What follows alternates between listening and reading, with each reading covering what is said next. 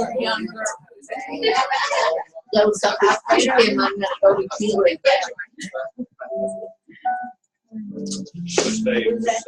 All right, so let's begin.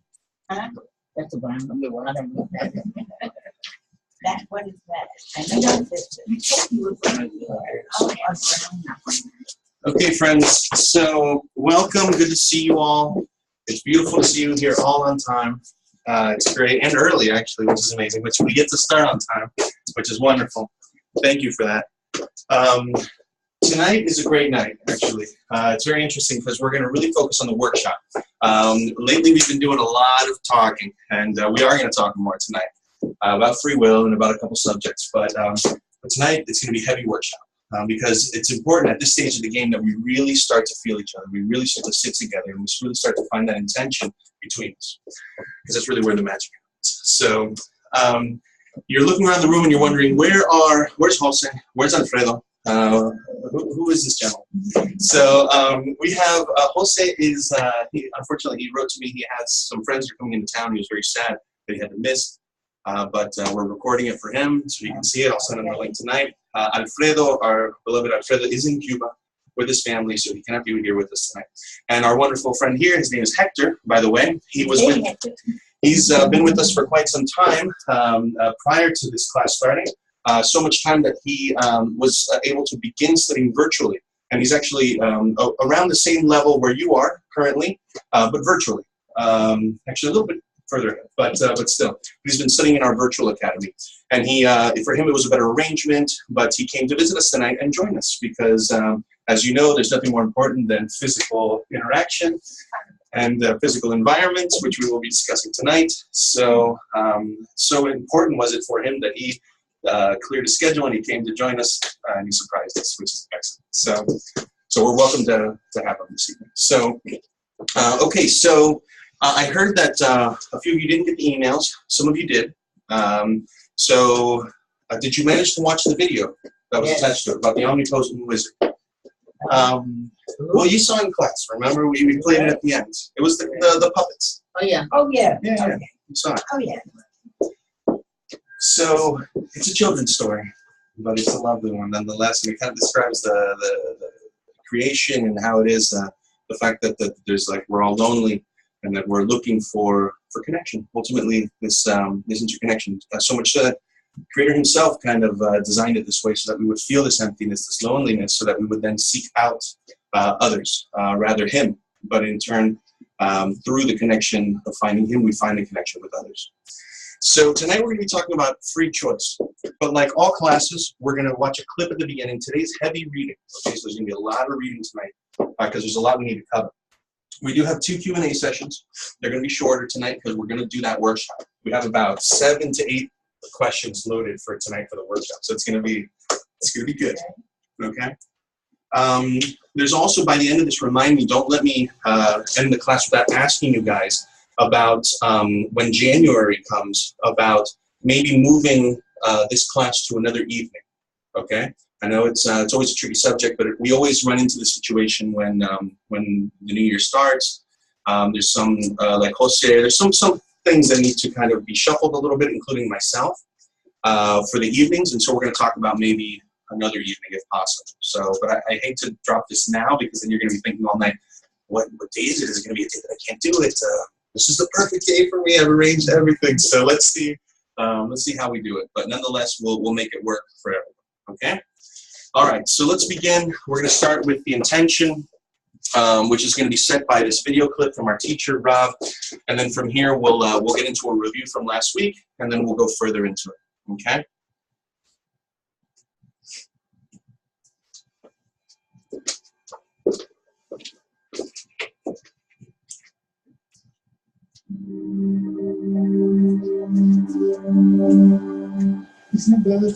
About 2 years ago, the world was in a financial crisis. Today, the world is in a political crisis. It seems like the whole world has the same thing. Everyone enters into a certain period. It's like everyone is like, it's not a matter of like the internet or something. It's like also you see people that are not even connected to the internet, or people that don't even have a phone, all of a sudden have the same kind of thoughts about their replacing of the governance, or how does it happen in such a way that it happens all over the world at the same time? We are in a net of forces. We are like a certain little marbles, little balls that are thrown upon a net. And this net connects us between us and within it. And this is for sure that we exist this way. So whether we like or not, our thoughts, our desires, our actions we are in mutual installed to each other. We cascade to one place or another from that same program that's in the net. Who are we?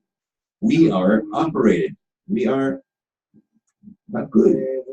And therefore, you shouldn't look at this world in an external manner that we are doing in such a way something. We built some network of phones, that's why the world is operating. And beforehand, it wasn't connected. That network of phones that we built now just says that we are now ready and we're operated in that network. Now we have the internet network, and it means that we have come to our egoistic desire, which is being revealed in us in greater responses now. But we are being operated from this net. It's not that we are now building. We built the internet, and now because of the internet, we're connected. That's nonsense. But rather, you can build whatever you want. It won't connect it in you in any way. That's just a copy. It's like a sign that within you are connected to each other, and now you are as part of the connection that you have, which is total and 100% integral, is revealed for you in a certain measure. In that 5%, let's say that you're connected between you. That's it.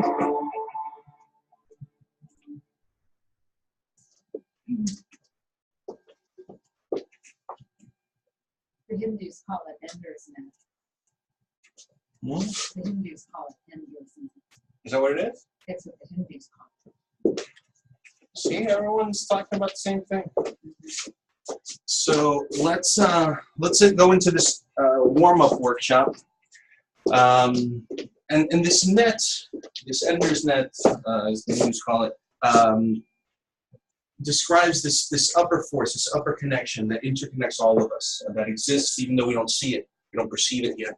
But let's keep that as our internal intention as we're going throughout the lesson tonight, about this interconnectivity between us, about the fact that that it's not technology or anything else that we can build in this world that seemingly would connect us more, like such programs like Meetup or whatever, but rather it's a system. It's the system that nature has established, that exists, which is the thing that actually interconnects us. So let's start with this warm-up workshop. What have I got from the last lesson, and what do I want to get out of today's meeting? So let's do it kind of popcorn style. I know you weren't with us last week, but that's okay. You can kind of hear the feelings from everybody else. So what have I got from the last lesson, and what do I want to get out of today's meeting?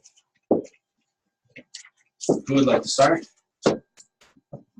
Yes. So mostly I've been thinking about the word bestowal. I liked the way that Miriam said that it's the desire, just the desire that the other has, whatever it is they wish for. But I still think that the word is just a word, and I think that we can't understand bestowal in a linear way. And what do you want to get out of today's lesson? More. Bestow. More.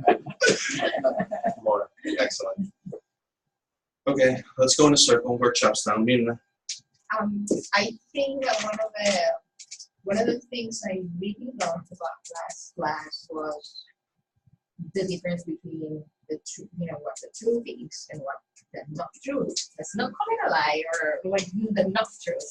When you said about the truth being just perceiving reality through the eyes of the creator, like through the perspective of the soul. That was very profound to me. I haven't been able to digest it yet, but I really liked it. And about today, Actually, I want to find out about, you know, that thing about the loss of memory. Oh. Because I tried looking up in the website And I there was didn't nothing find there. anything really related. All right, we'll talk about it. The multiplicity of Gartooth, the many abilities. And I'd like to get out of this lesson how we meld and accomplish all of that. Great. Sounds good to me. Ditto. Nice. No, I did watch. 1 o'clock in the morning, I decided to give the Kabbalah mine one more try. And then I was up till 4 in the morning because Tony Kozanek gave lesson 5. Ooh, I don't know how I got it, yeah. but I got it. Lovely. Good. And so I watched the whole thing because how could I not? Of course. When I get on this, get something, then I get all excited, and I've been all Nice. So, excited ever since. So there you go. And anything you want to get out of class today? I love the lesson, and I want to keep going forward because I was pulled forward after that. I felt the pull to the Creator, and I want to, now I'm in a hurry to get there. Very is good. Very is good. Joselito. I was thinking about the connection that we all have, and you mentioned that in order to receive the stone from God, the one vessel was not enough, so we had to put together more vessels for God to, to receive the full benefit. I still trying to understand, feel like I don't know how that works, but that was my impression from last week. And this way, this meeting, I was thinking about the scriptures that we have, which is living. So how can we have more preachers? So good stuff. Love it. Beautiful. Okay, so the memory loss thing, it was just something Mirna was writing to me and about class, what time it was. She couldn't remember what time the class was. Like even, was it 6, was it 7? Like she had kind of this like lapse in her mind. And even like the day, she was like, is it tonight? Like, I don't know. She was, yeah, she was like, It's working. it's good. And so why is something like this good? In the sense that you kind of lose yourself, you lose your mind in a way. You don't know what's going on, what's here, what's there. This shows signs of emptiness, of like kind of like you're renewed in this sense, kind of like the incarnations that one goes through, where the next stage he kind of like he knows everything, he feels everything, I see everything, and then all of a sudden, like what we said, that it's better to leave class with more questions and more emptiness. Then all of a sudden you're kind of in the next already kind of evolution, and you're already kind of like empty. You're like clean, like clear, like a baby. This goes even further. Sometimes they have stories of the Kabbalists where they would even, Kabbalists were on very high degrees that would even, they would forget how to write. They would forget how to read. They would be in such states that our teacher even spoke about Rabash, that he came to him in Tiberias one time. He used to go and kind of, for a period, the teacher, it's customary that the teacher always kind of leaves for a little while, just for like a week or a weekend or something. So Rabash, when our teacher was with him, he left, and when he went to go see him, he knocked on the door, and Rabash answered the door, and he could see in his eyes that he didn't recognize him, and he'd already been with him years, and it was like his pupil, and it was like his helper, personal assistant. And he could see in his eyes, he asked him, who are you? Or what are you doing here? But he saw that he was so internally connected with Creator that he couldn't recognize him. And he says that it took him like a good 15 minutes to kind of come back and then to see, oh yeah, this is your Michael Lightman, and so on and so forth.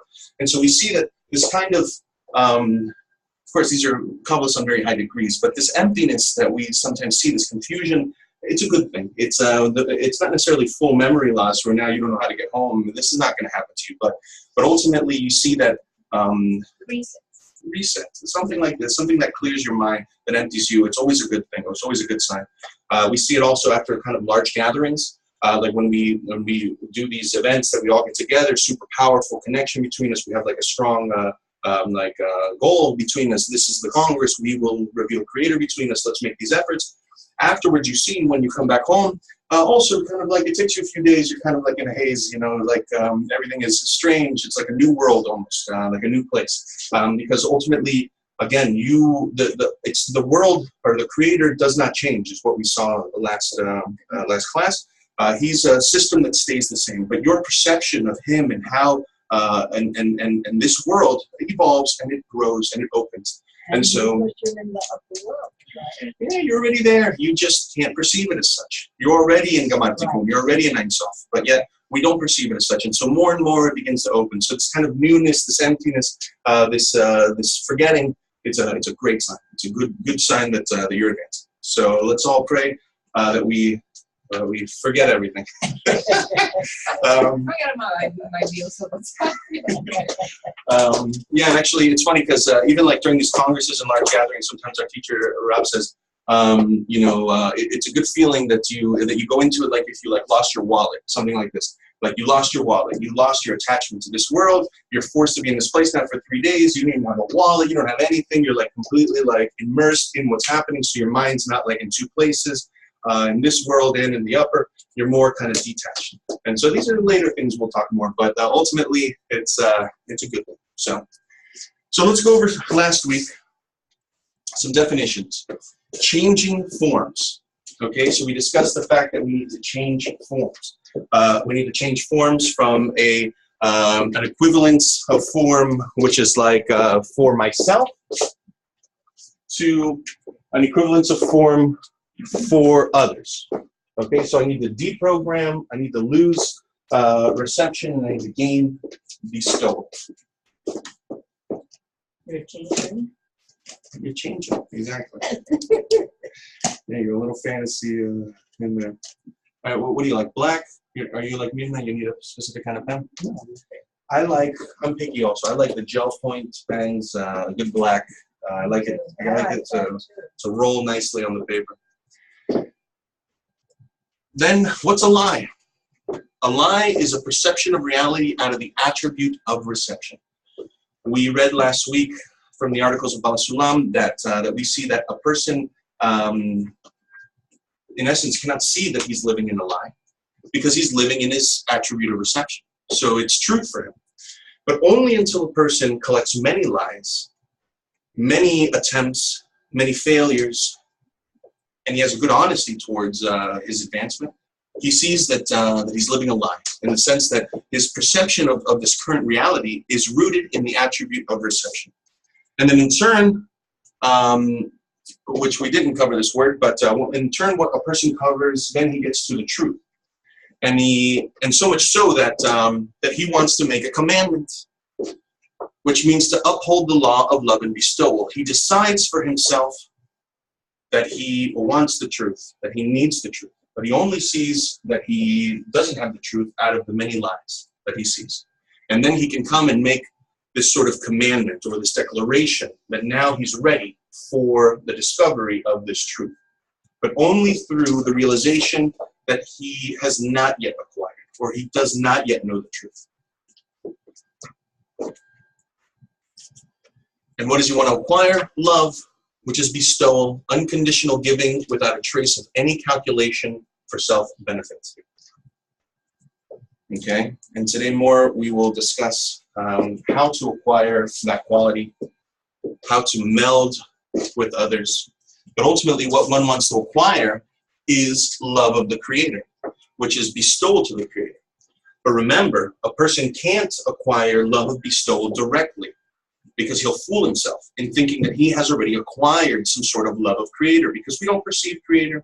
So it's easy for a person to say, I love the force or something that I cannot yet perceive, but in his mind or her mind, it is real. And so ultimately, in order to subjugate that, or to mitigate rather, that kind of false direction where a person aims himself kind of upward towards a non-visible Creator, the Creator put a law between us where he says, if you want to come to me, you want to love me, you must love others. And so now we work in loving others.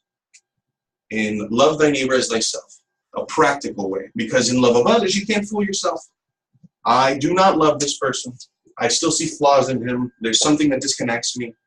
But if we can manage to love each other above the differences, above our kind of what he perceives and what I perceive and the difference between it, we can meld or unite above it and create this creator, this love of the creator.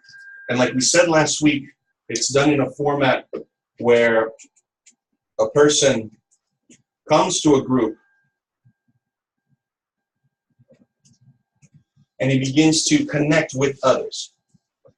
And what the Kabbalists tell us is that creator actually doesn't exist anywhere but in the connection between others. So you have a person and you have another person. Where is creator in this picture? Creator is in the connection between them. Creator exists in the love that exists between them, because what we reveal are his qualities. And so as a result of all of us connecting, what we manage to do is to create above all of the differences, above all of the calculations that each one of us have, we manage to create a central point above the bodies, above the differences, and that's where we can create the field that is blessed by the Lord, or a field that exists, where the qualities of the Creator exists, and that's between us. Is this like a egregore? Right? Say that word again, egregore? Egregore? What is that? Egregor. Yeah, that I don't know if that's a term from his. Yeah, I don't know what that is. That's in English. It's let me see if I can say that in English. Let me translate. It's supposed to be like a spiritual entity in which Like created by a the group, same like- intention is By- compressed. For example, like if there's like a whole bunch of people that are fans of a certain football team, for example, there is a spiritual entity that is it. Am I right? Creator. Something like that. Here, keep going. Football team, something. Well, when many people are together in a feeling, there is apparently, I don't even know what, to what discipline this belongs to. It's a collective, a spiritual entity that comes from the same feeling towards a certain element, like a football team or a certain political party, whatever, that many people are together in a feeling towards a certain object, creates a spiritual entity. Even in the time of danger, you remember the group, then you have like their support at the same time, because this bond. Exactly. I don't know what discipline that is, where that concept belongs to. It belongs to Kabbalah, because this is precisely it. There's, in the sense that the bond that they create between them, a group of Kabbalists that study together, that decide together, that make this commandment between each other to reveal Creator, who decide to connect between them, they create this bond, so much so that you're right. Even though we're not in the same room together, or we're not actively studying, you don't leave it. It remains, and it's still present, and it still stays with you. To what extent you can hold it, to what extent the group must hold it, because it's not an individual action, it's a group action. Creator is revealed amongst many. It's not revealed by the individual, even though each one perceives Creator and discovers Him. But yet we receive and discover Him together. And so it is a bond. It is, I don't know about that term, but it is a commitment that we make. So much so later we define it in further semesters. It has names. We have things called like arvut between us. We have kind of like spiritual bonds that we create, even spiritual contracts. Believe me, we won't pull out a piece of paper and write what it is, and we won't ask you to sign it, but you sign it in your heart. You sign it inside of you, that you're dedicated to this task of revelation of Creator. And as a result of your dedication, mutual dedication between all of us, thus, and then with the format in which we do it, how we approach each other. And believe me, even this format has its own design. It's very similar to kind of the workshop and how we do it. That's why tonight we're going to focus more on the workshop. And our intention for this evening, because we're going to read a lot, should be the light that reforms. Okay, let's attract the light that reforms so that it'll work on us. And as a result, let's ask Creator to kind of complete the action. Let's say where we put our half a shekel, like our half a coin, and he puts the other half a coin. We want to reveal Creator. We decide we want to reveal Creator tonight in this lesson between us. Okay? If we agree to this, then why wouldn't he fulfill the bargain? And so with this said, you see that it's something that must occur within us and between us. But of course, that's why this is still class 5. We have a little ways to go because there's a lot of the fundamentals that need to get out of the way. Right? Like tonight we're going to talk about Creator. Where is he? Is he really in control? Am I in control? Who's in control? Do I decide things? Did I choose to come here tonight? All these questions, all these things, and who is even agreeing to this? And is it me that's agreeing? And so first off, we must decide in the fundamental things between us. Do we agree that in the connection between us, that's where Creator is revealed? When we come to that point, then we can mutually work together. Any other questions before we move forward? I don't know if it's within the context, but It's okay, you can answer. what would be the difference between love of the Creator and fear of the Creator? Beautiful question. Okay, so we define love of Creator. Love of Creator is bestowal to the Creator. I love Creator. Okay? Then we also hear about the fear of God. What is the fear of Creator? Is he some force that now I must fear, and if I don't, and it's important you said this because tonight we're going to read a couple things that'll give you this impression. Should I fear this force and live in fear that if I don't do certain things correctly, that he will then bring down his judgment upon me, and I will, and I somehow I have choices where I will do bad, and he will then punish me. Is this the fear of Creator? And the Kabbalists tell us, no, it's not. But the Kabbalists tell us that the fear of the Creator is the fear that I would lose the connection with the Creator. But more so, I can't have connection with Creator. So I fear that I would lose the connection with my friends.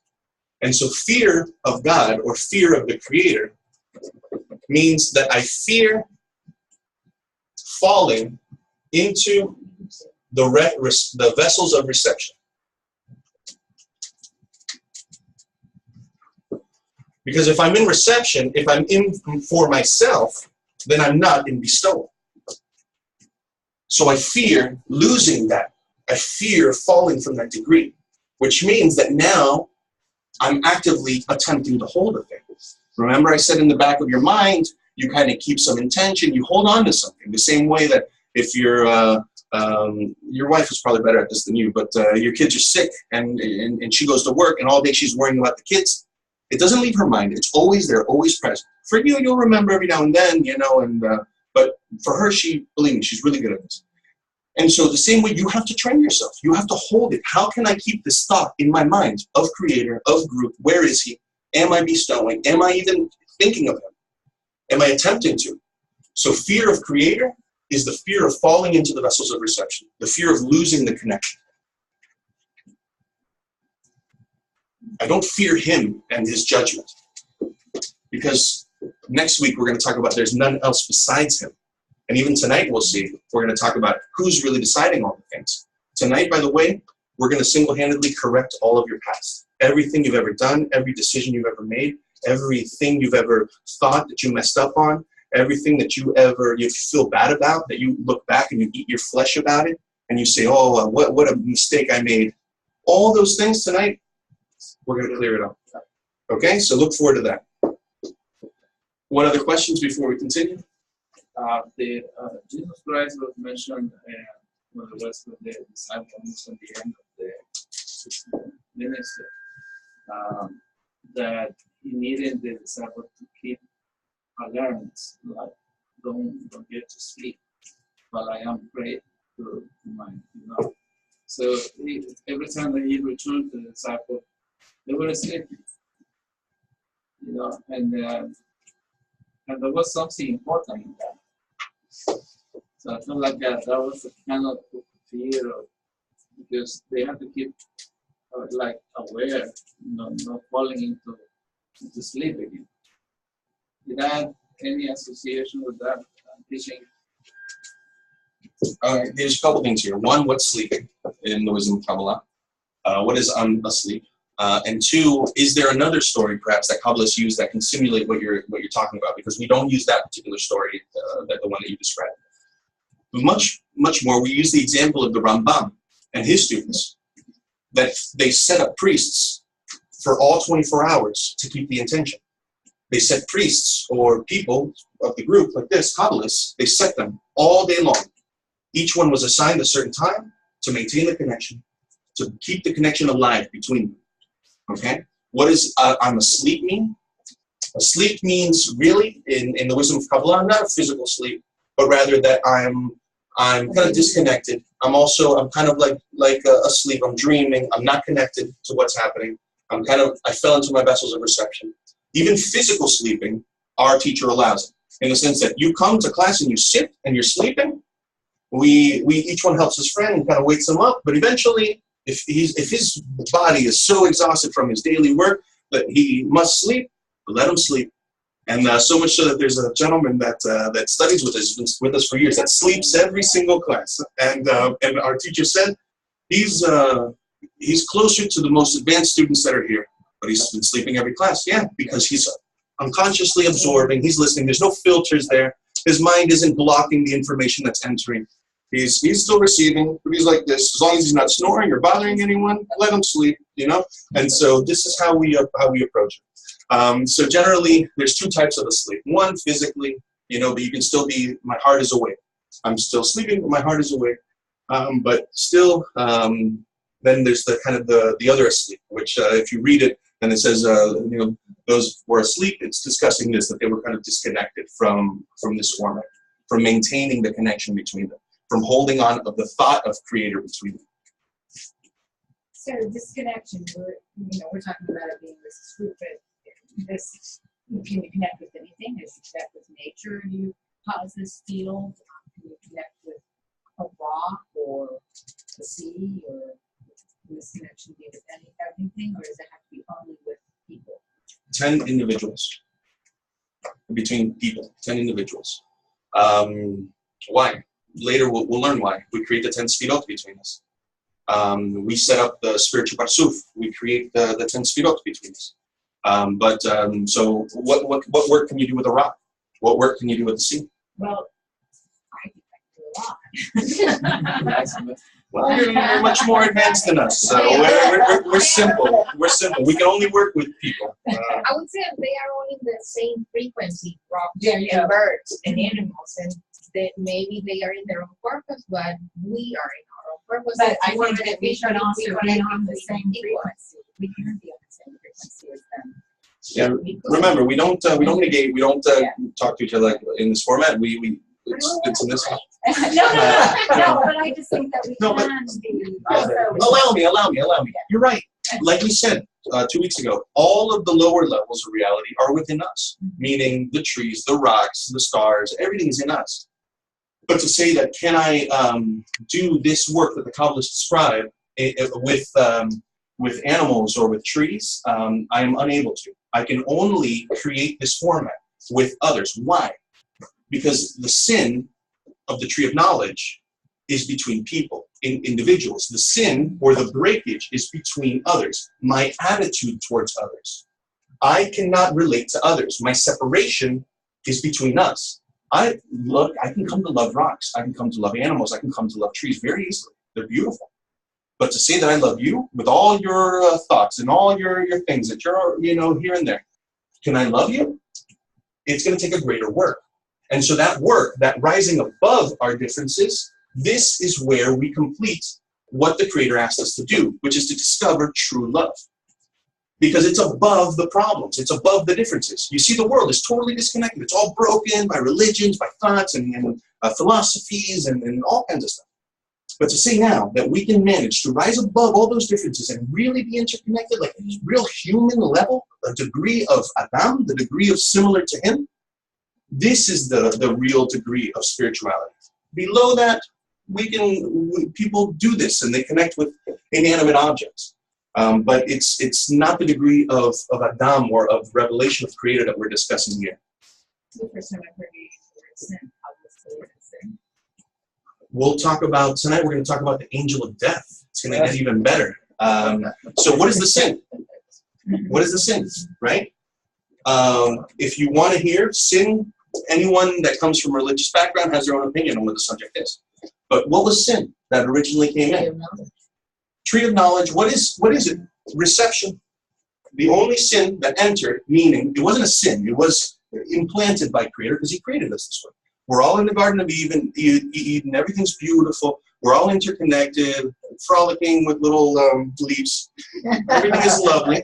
And all of a sudden, we eat from the tree of knowledge. What's eat of the tree of knowledge? It's not a tree with an apple. It's the fact that we began to want to receive the pleasure that Creator had to give us for ourselves. And as a result of this, this is what shattered the vessel and what caused the whole thing to occur. And so later, when we break down the four phases of direct light, we see exactly when that occurred and how it occurred and why it occurred. For now, let's say the Kabbalists don't describe sin as I did something lustful or whatever religion says it is. But the only sin that exists, the only evil in the world, the only bad in the world is reception, is the fact that I want to receive for myself and I don't care about you. And I want to receive for me at your expense. So much so that I will exploit you and take everything from you so that I can enjoy. And this is the only evil that exists, the only thing that we really should that needs to be corrected in the whole system. The whole thing is perfect. The trees are perfect, the rocks are perfect, everything is in balance and beautifulness. But the human is not in sync. The human is disconnected between them. They cannot connect. They're as far from the east as it is as the west, because I like tomatoes and you like zucchini. And we have all these differences between us. So the true correction that needs to happen is between individuals on the human degree. That's the only thing that needs to occur. But wouldn't you say that animals, there's many animals that try to receive only for themselves or only for their group, they have the same separation often? They do it out of a need to survive, in the sense that the lion kills the jaguar, the gazelle, yeah. I can't think of the word in English. It doesn't do it out of hatred or anger because it must destroy this animal. It does it out of a need to survive, protection, or whatever was programmed into it. And tonight we're going to talk exactly about this because you're also programmed to do certain things and to think certain ways, and so is he. And so can we say that one's program is different than the other? No, let's see. Tonight we're going to talk exactly about this. I'm glad the questions and the degree we're on and what we're talking about is precisely where we're going. So let's go to another little clip. You saw this clip, okay, already. But I'm going to play it again just to kind of set up the field for what we're going to talk about tonight, which is free will, okay? It's the movie with the guy and the little video recorder.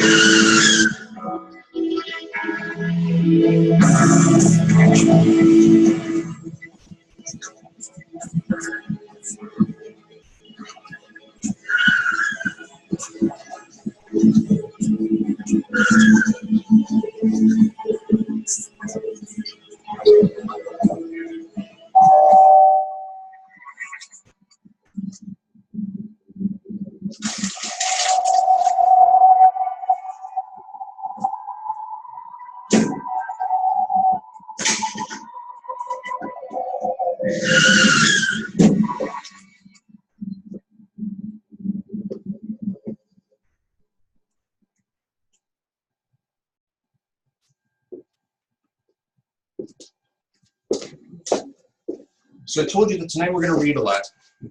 But what's the most important thing that we can do between us while we're reading? Intention. To keep the intention. So, what do you think the intention should be? Let's hear from some of you. What is the right intention for us tonight while we're reading? We want to receive the love of God. Anyone wants to add? We want to receive the love of God. I think to stay connected. Stay connected. Any other thoughts of what our intention should be? Learn. Meld together. Meld, learn. Let's not forget about the light that reforms. Let's also have intention for light that reforms. Let's invite Creator to be here between us. Let's ask Him to join us while we read. Let's think about the Kabbalists that wrote this. What was their thought when they wrote these things? They wrote it specifically for us, for this generation. So let's try to find anything. One of those things, any of them will do good. Even just at a minimum, intention. Even if you just say intention. That's already something. We're now flexing our inner actions. Okay, this is the internality of the Torah. It's not just physical things, it's internal stuff. So I'm helping you now to keep this thought. What is it? Where is it? I don't know, but I'm doing something. What is it? I have no idea. Okay, like the reforms, Creator. Okay, that's good. My friends, we're learning anything, but think of something. Hold on to something. Anything but yourself. Think about anything else but yourself. Let's turn to page 375.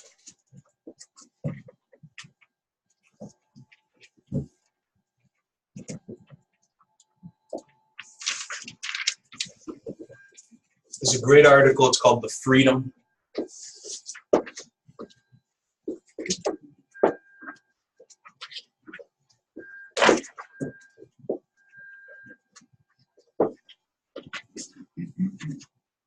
Okay, like I said, we're going to be reading a lot. I will stop us along the way, but we'll go in a circle. Everyone will have a chance to read. When you read, please speak up so we know where you're at, where you are, and let's just remind ourselves of the intention. Who wants to start? Harut engraved upon the tables. Do not pronounce it Harut engraved, but rather. 1 second, I'm sorry to cut you off.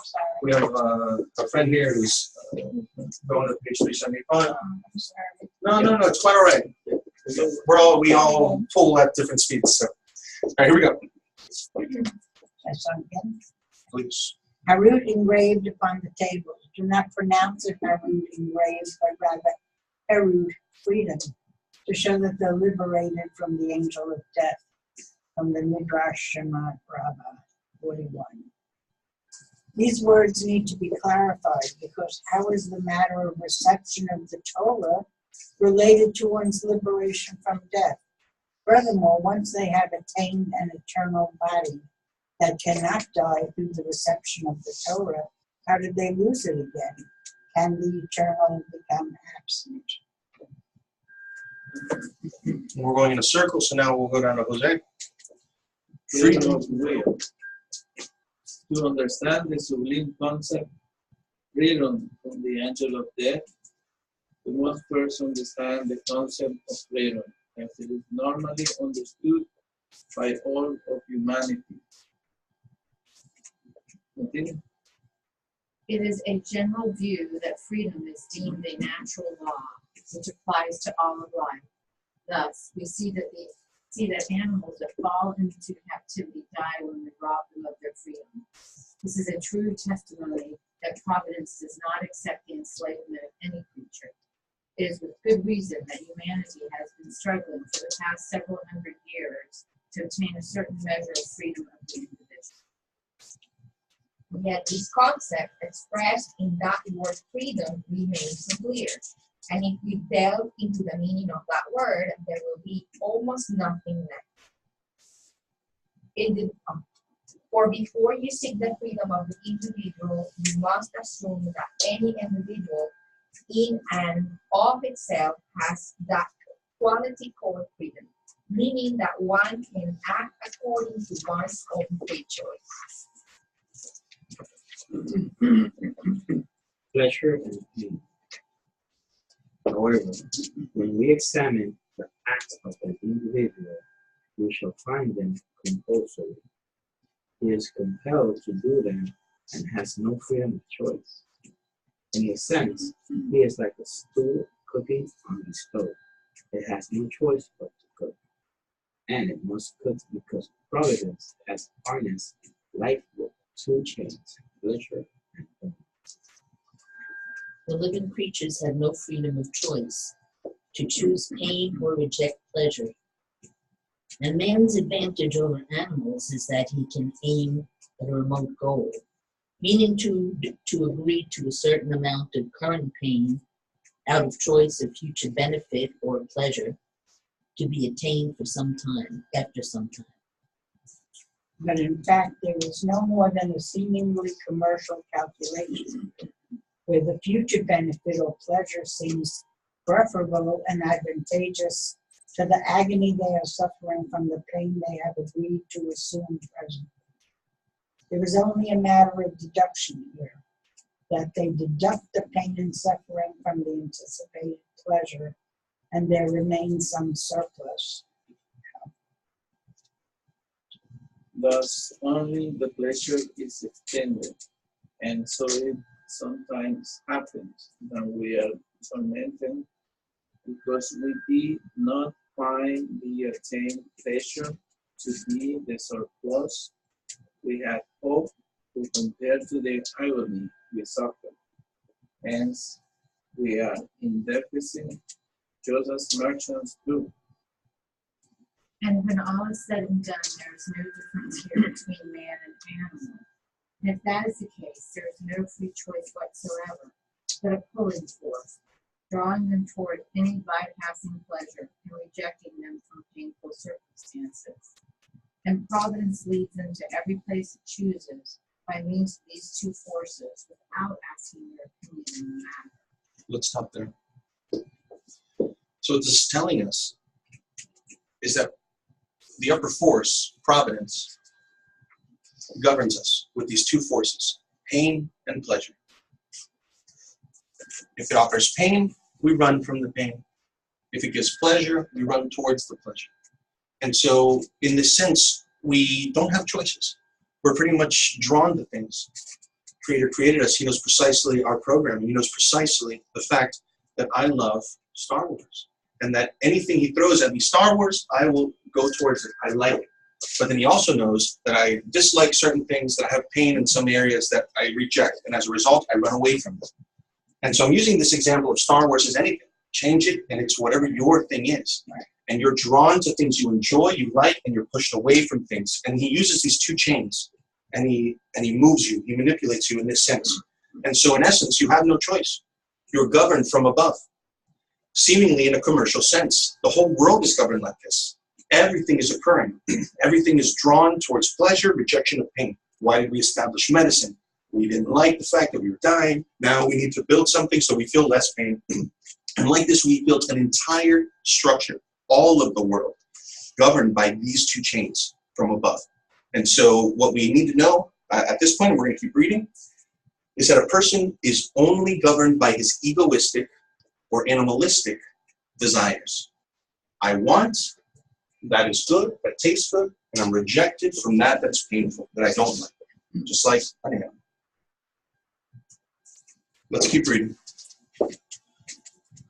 Moreover, even determining the type of pleasure and benefit are entirely out of one's own free choice, but follow the will of others as they want, and not he. For example, I sit, I dress, I speak, and I eat. I do all these not because I want to sit that way, or talk that way, or dress that way, or eat that way, but because others want me to sit, dress, talk, and eat that way. It all follows the desire and fancy of society, not my own free will.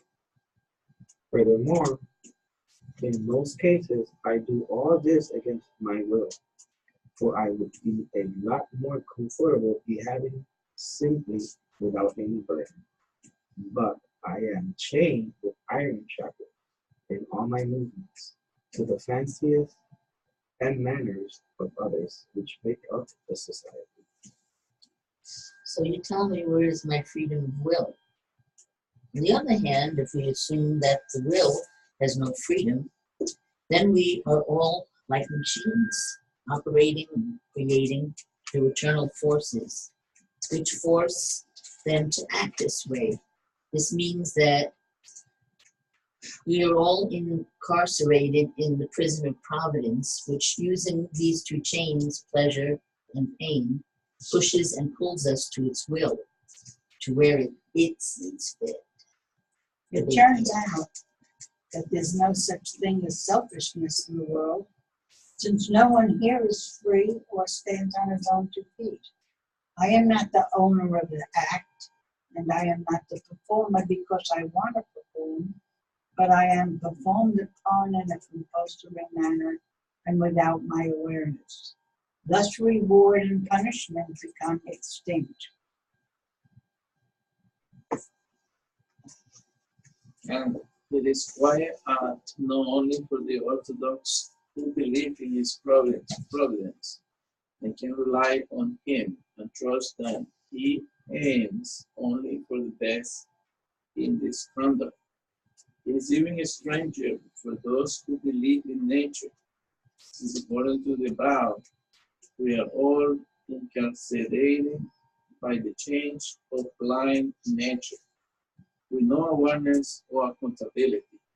And we, the chosen species, with reason and knowledge, have become a toy in the hands of the blind nature, which leads us astray, and who knows where. Wow. So what it's telling us is that it was not me. I did not perform the action. I did not seemingly want to do the action. I was performed upon. I was designed this way to like exactly the things I would want to react in exactly all the situations I would react. I'm hardwired, my software and my hardware are this way. So every time I did anything, all in my whole past, whenever I was in a situation that I did something and I acted and afterwards I felt maybe it was bad or something, it wasn't me. Go to the one who made me. He made me this way. He designed me this way. And where was my choice? Was it me who did the action? He does it in this whole world. Society is compelling me to be this way. It tells me to act this way depending on what culture you grow up on, where you're from, how you grew, and what was instilled inside of you. And even more so afterwards, when you seemingly had free choice and you looked for the things that you liked and you read all the books and you figured out all the things you figured out, was it really you who did all these things? Or was someone else guiding you, governing you, bringing you to these things, leading you to some place? And so as a result, we see that we're compelled by society. Why do I have to stand here and wear this jacket? Because if I wear flip-flops or a t-shirt, you won't regard me as someone respectable. You'll say, look at this guy. Why is he dressed this way? He's going to the beach or something. And this is like society already saying, it's compelling me to be this way, to stand this way. By the way, every latest cool haircut, I have it, just so you know. You'll see me in 5 years, whatever the new haircut is, Juan Rico will have it. Why? Because they compel me to have it. I must be like the most egoist guy looking good, and I have to do these things. When I go to offices, why do I stand a certain way? Why do I talk a certain way? Because it's respectable to be that way. But also if I'm in a society where maybe they don't value suits, they value yoga pants and bare feet, but I'm in that society. That society is also compelling me to be that way, to think that way, to understand the things they're understanding. And so no matter where I am, in any piece of this whole world, I'm within this interconnected net that's forcing me and working upon me. And thus, where am I? Where am I an individual in any of this? Did I have a choice in any of the matter? I didn't choose my parents. I didn't choose where I grew up. I didn't choose my upbringing, my education, none of it. They told me, you have to grow, you have to go to college, you have to study this, business. Okay, I'll study business. No, but I'm a musician. Let me do music. But, oh, you'll be poor if you don't do music. Whatever it is, you see that you're compelled from somewhere. But it's people that are compelling me. What do you mean, creator? Only people are compelling me. So he's also governing them. He's also manipulating the whole system. And so he's governing the whole of creation, moving it, all of it, managing it by these two chains. And you're shackled to society. You cannot escape. So you must do and act like they do. You must perform as you are performed upon. We're gonna watch a little clip. We're gonna watch a little clip, but you were like this. Yeah, I'll only take it. I just wanted to say, but doesn't that say that everything is destiny? Let's see. Let's find out. We just got to this point. Let's keep going. Let's see where we're headed. So let's see what let's see what our teacher has to say on the subject.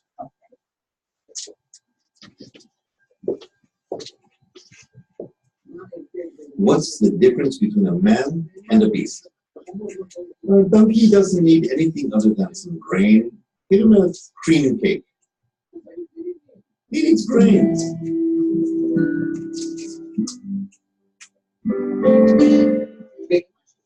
Our beast doesn't need a thing.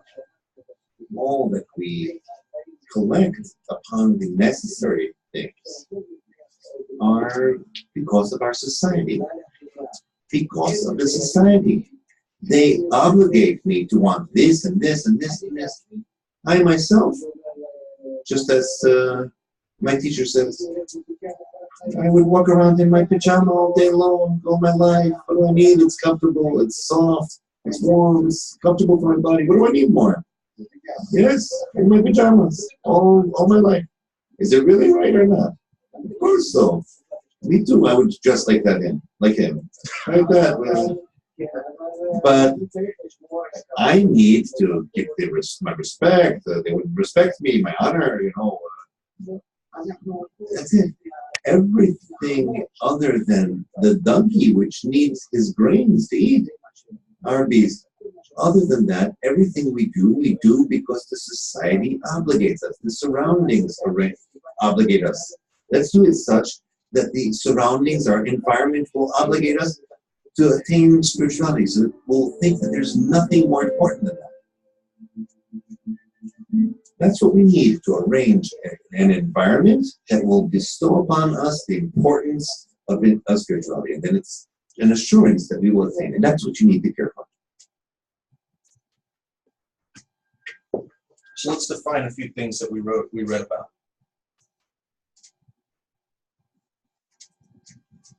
First definition, what is the angel of death? We read at the very beginning of the article that we need liberation from the angel of death. What's the angel of death?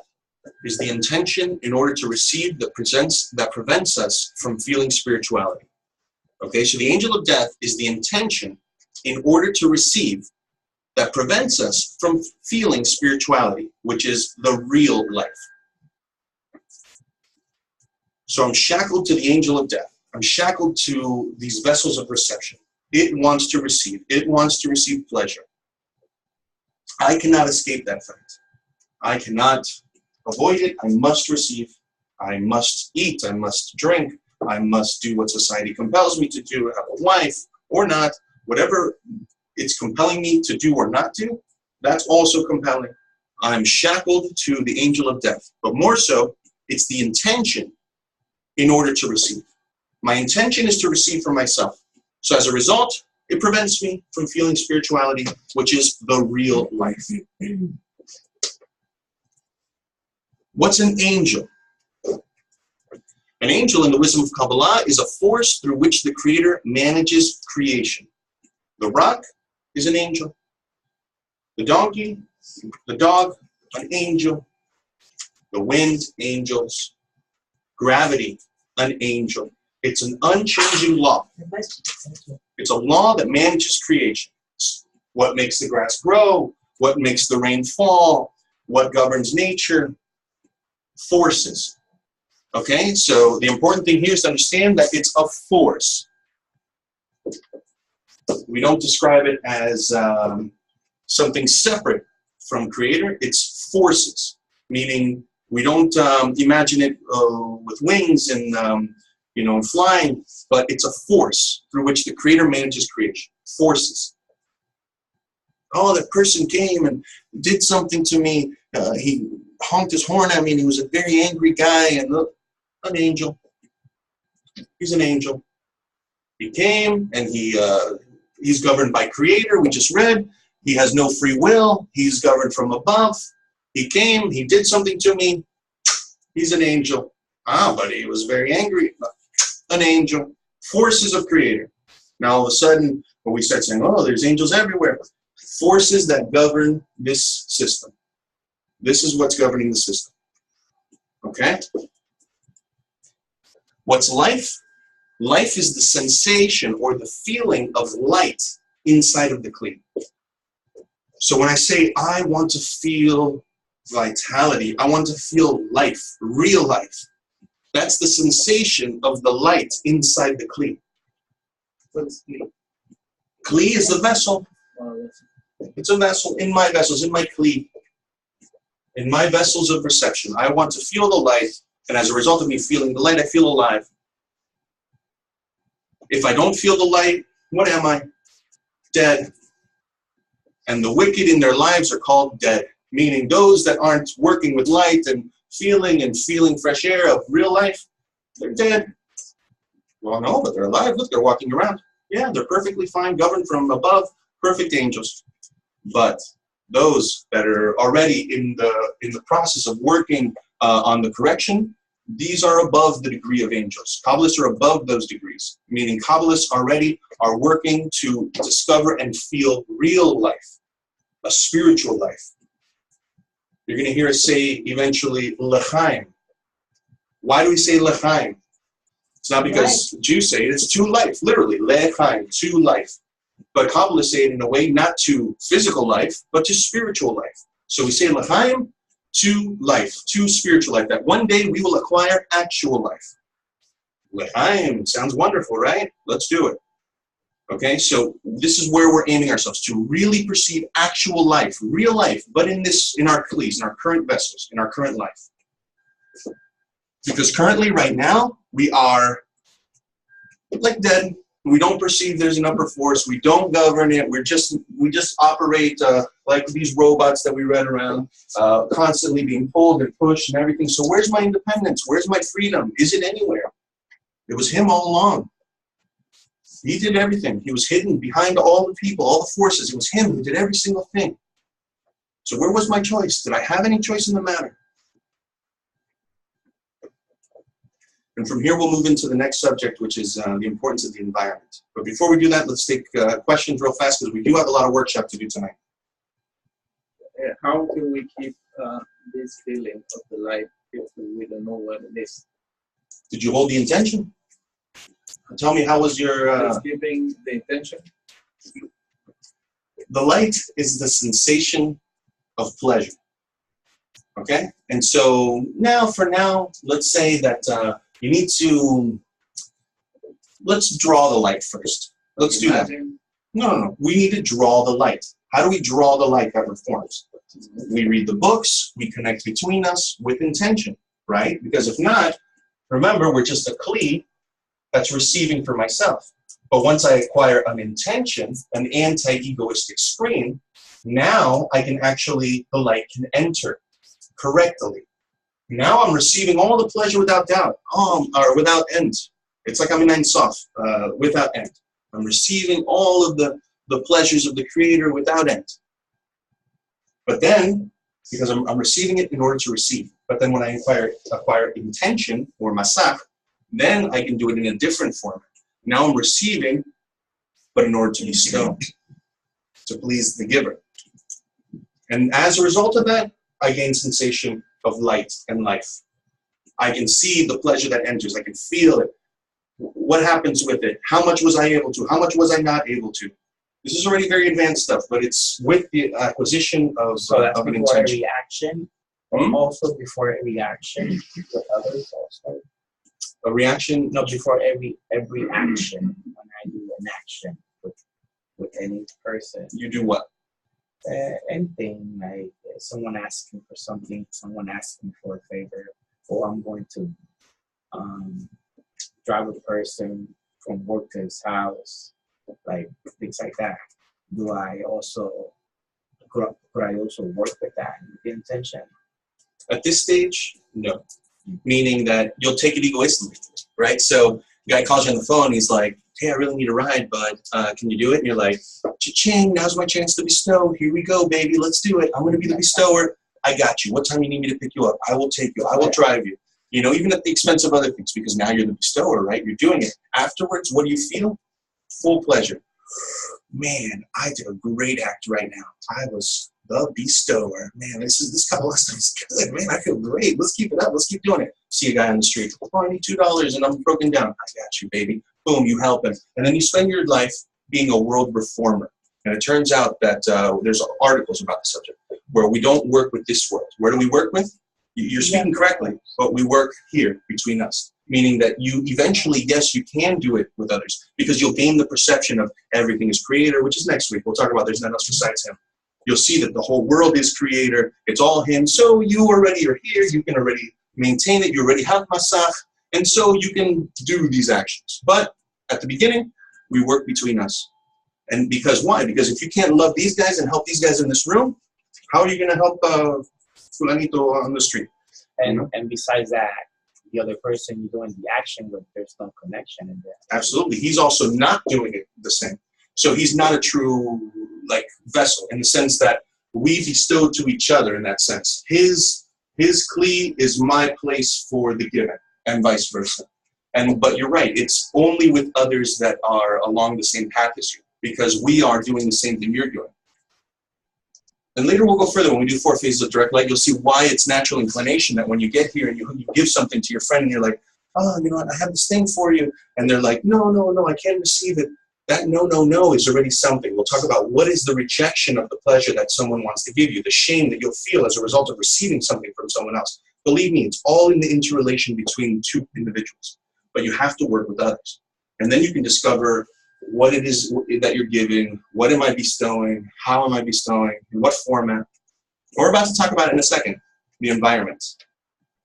The true place of where you can do this work. Yes. When you see yads coming down, does that mean the light is descending? When you see who coming down? Yads. Yards? Yads. Oh, you? Yads. Oh, Yads, okay. you're in New York too, right? Yeah. Yeah, your pronunciation is Yads, okay. it's not Yeah, like New York. it's New York. Sorry about that. Later we'll see what is yud and what is hey, and actually it's even more. It breaks down even more further. It's all in relation to this.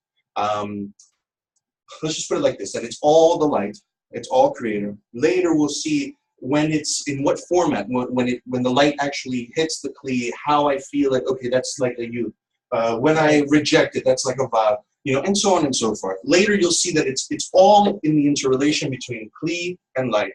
But to say that I discovered that the light is coming, it's in the group. You'll see in what format and which ways. And even then, honestly, you won't even have to attach yourself to those things because it'll be so fast and so kind of mechanical in a way of what's occurring that you'll end up kind of bypassing a lot of the intricacies. Let's put it like that of the sensations because it'll all be very quick in its occurrence. And so later, maybe you can look back and say this and that, but generally you'll see that what was the interrelation between light and the kli. Now keep in mind also, this whole time I'm talking as if this is you, that this vessel is you, and that you are acquiring masach, and it's true. But honestly, this vessel here is the makeup of all of us, meaning that we create, it actually looks more like this, that when we created, we acquired the masach between us. And as a result of this proper connection, this is the proper creation of a spiritual parsuf, which is the spiritual kli with the right alignment, which is desire meets intention. Now it's a vessel for the revelation of Creator. But again, it's done in the group. Later you'll see that it also is in this way, but in a sub-level, in the way you'll feel it. Because maybe he feels this and you feel that, and you're all feeling the same things of one thing. But it's really kind of a general makeup of it. And that's why you can't see the whole picture yourself. You must feel it in the collective. No, sorry, yad. Oh, yud, sorry. I saw a yud and I felt heat. So I was wondering if it was light coming in to the group. Secrets of Torah, what you see, what you experience. Honestly, our teacher answers these questions very kind of coldly in a way. So much so that at the beginning stages it can kind of seem like, but especially with the advanced students, he really rejects it in the sense of we don't discuss individual sensations and individual feelings. It's something that you internalize, but you want to ask about it, right? Because you want to know if everyone is. Because if we're all together, you want to know if everyone's feeling the same thing. I can tell you this, you'll know precisely what everyone's feeling because it'll be mutual in the sense that there will be no doubt between you of what was felt because you will all be able to speak of the thing itself. And so prior to that, it's felt in the individual plane. But also again, you'll see that we talk about it more later in the third and fourth semesters of the fact of what do we share with others, what do we open up between others, what are we permitted to say and what are we not permitted to say.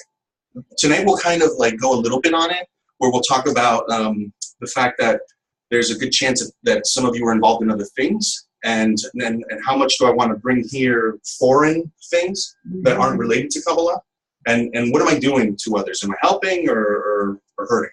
And so these things, because here we're talking about one subject, and so this is kind of, later we'll talk more about how much we can open up. Because previous to recently, actually, we couldn't say anything. For years, our teacher kept us quiet. We didn't talk, we didn't do workshops, we didn't discuss, we didn't say a thing from anything inside of us until we were at a spiritual degree where now we can sit and discuss and not blemish a thing. Because how can you describe something that's very high and spiritual without the proper vessels or the proper kind of cleanliness inside of you to be able to describe the thing precisely and not receive it for yourself. Because if I come here now and start saying, oh, I've seen this and I've seen that and I've done this and I've done that, then what ends up happening is that it begins to create a disparity in form between us, in the sense that people are like, man, I'm not feeling anything. What's going on, man? This guy's some high degree. And you know what I'm saying? And so it ends up kind of detaching a thing. And so that's why generally we just don't discuss it. But overall, you can ask these questions to your teacher, though. So me, I'm not really a teacher. I'm an instructor. You can send an email to our teacher, Rob, or find out on the blog about these things. But generally, you'll see that that individual kind of phenomena, the real phenomenon, spiritual phenomena, are experienced in the group, in a mutualness. And then you really perceive and experience spiritual phenomena. I'm trying to understand. Do you have any example that you did with your group? Of what? This, like an example that we can see? Like something happened with your group, and then everybody will notice. Come and see. I can't describe it to you. With what vessels do you have in which I could describe a spiritual thing? It's described, and again, it's discovered mutually between us. I assure you, don't worry, that you'll have plenty of experience, as long as you don't leave the path. You'll have plenty of experience with this, and you'll have your own stories to tell with others and what occurred and what you discovered between them. Many beautiful, beautiful things. But again, to say that this occurred and that occurred, it's I can't do it. I can't do it. Yeah, actually, I can't talk about it. It's like, even if I tried to, my mouth wouldn't be able to formulate the words. Yeah. That's why we discuss things in a very scientific manner, because how do you describe emotions and feelings? It's impossible. So that's why we say, this is this is that. We attribute names to things. So later when we say, we even ask our teacher, because sometimes we don't know. We do a great spiritual thing. We're the lower ones. We don't know what's happening. And then our teacher tells us, oh, we were on this degree of the upper system, blah, blah, blah. And then he begins to describe what's happening and how and why things occurred and why shattering and blah, blah, blah. And all that, once you get the image of the upper system, we're already closer to kind of talking the same language. And then that's already, like, in 2 classes, we'll already start the upper system. Because you still have the perception of there's none else besides him, which is next week, which is all is creator. Now today we're at least learning that you didn't do anything wrong, that it wasn't you this whole time. You weren't living. Someone was living for you, and it's like the Creator had his hand up inside of you and was moving you. He had you like the puppets in that movie we watched, like this. Okay?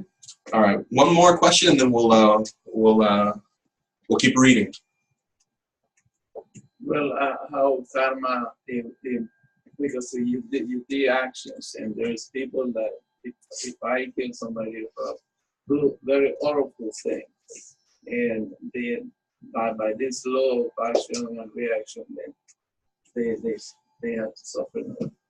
So we understand that we are in an interconnected web, meaning that I know now that if I kick someone in the butt, boom, it's going to go all the way around the world, butterfly effect, and kick me in the butt. Boom, right?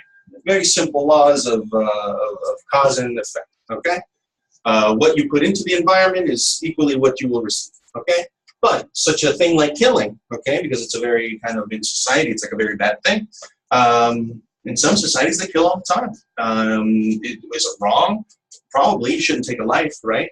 But to say that it's like an evil or a sin, look, he was also governed from above. Creator also did that. But if someone comes and tries to kill you, what do you do? Vengeance. Absolutely. Actually, it's a law. It's a Kabbalistic law. You cannot allow him to kill you. Why? Because you're the one who's in the spiritual progress. You're the one who's actually spiritually developing himself, who will discover Creator, and he's trying to stop this process. He's trying to stop this, which is an exalted thing that Creator wants to occur. So as a result, what do the Kabbalists say? You take the knife from him and you kill him. Okay? You defend yourself, but you do it with love.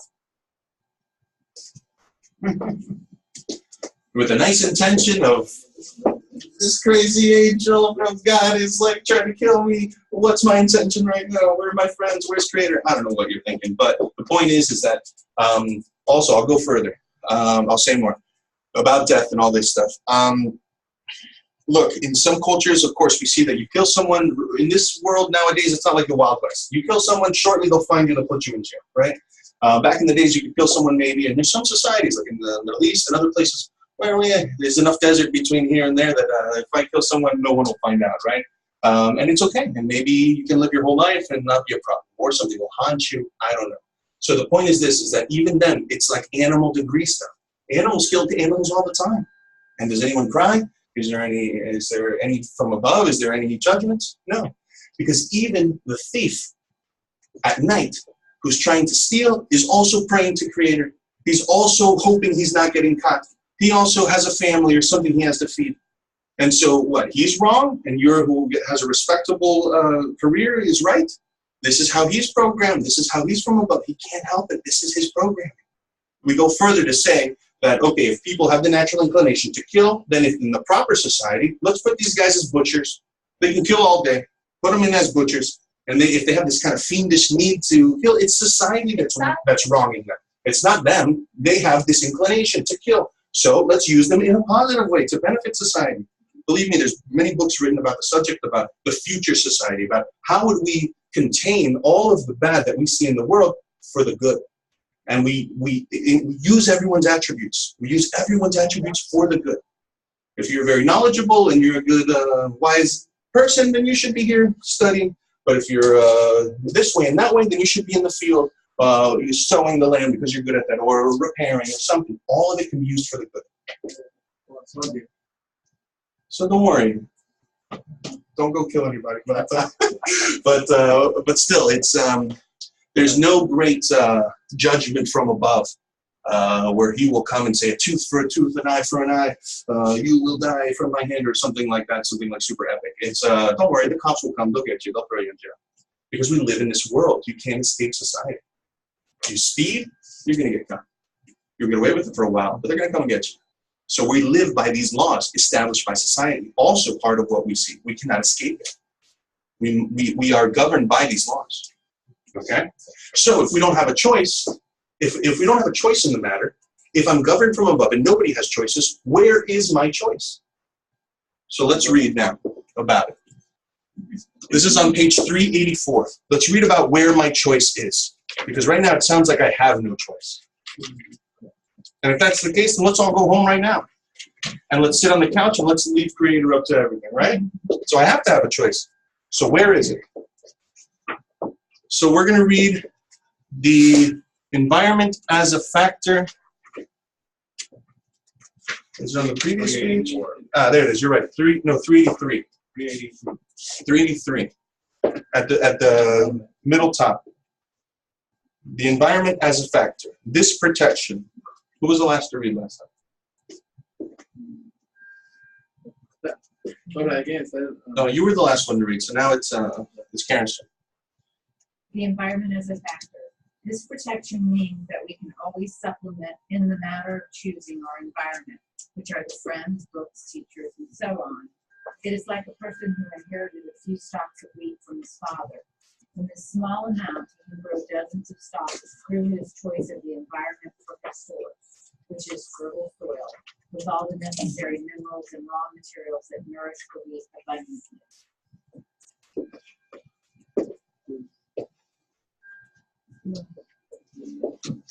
Oh, 383. Yes, 383, guys. Okay, okay. There is also the matter of the work of improving the environmental conditions to fit the needs of the plant and growth. For the wise will do well to choose the best conditions and will find blessing.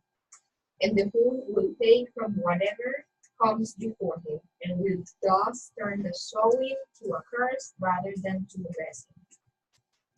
Thus, all its praise and spirit depends on the choice of the environment in which to sow the wheat. But once it has been sown in the selected location, the wheat's absolute shape is determined according to the measure that the environment is capable of providing. So is the case with our topic, for it is true that the desire has no freedom. Rather, it is operated by the above four factors, and one is compelled to think and examine as they suggest, denied of any strength to criticize or change as the wheat that has been sown in its environment. However, there is freedom for the will to initially choose such an environment, such books, and such guides that impart to him good concepts.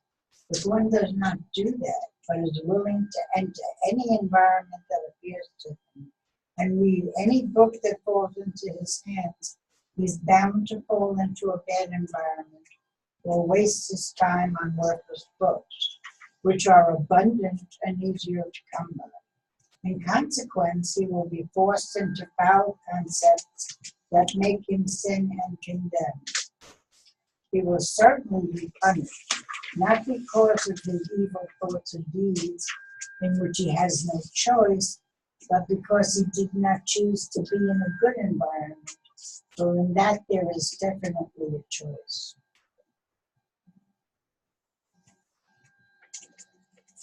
And therefore, he who strives to continually choose a better environment is worthy of praise and reward.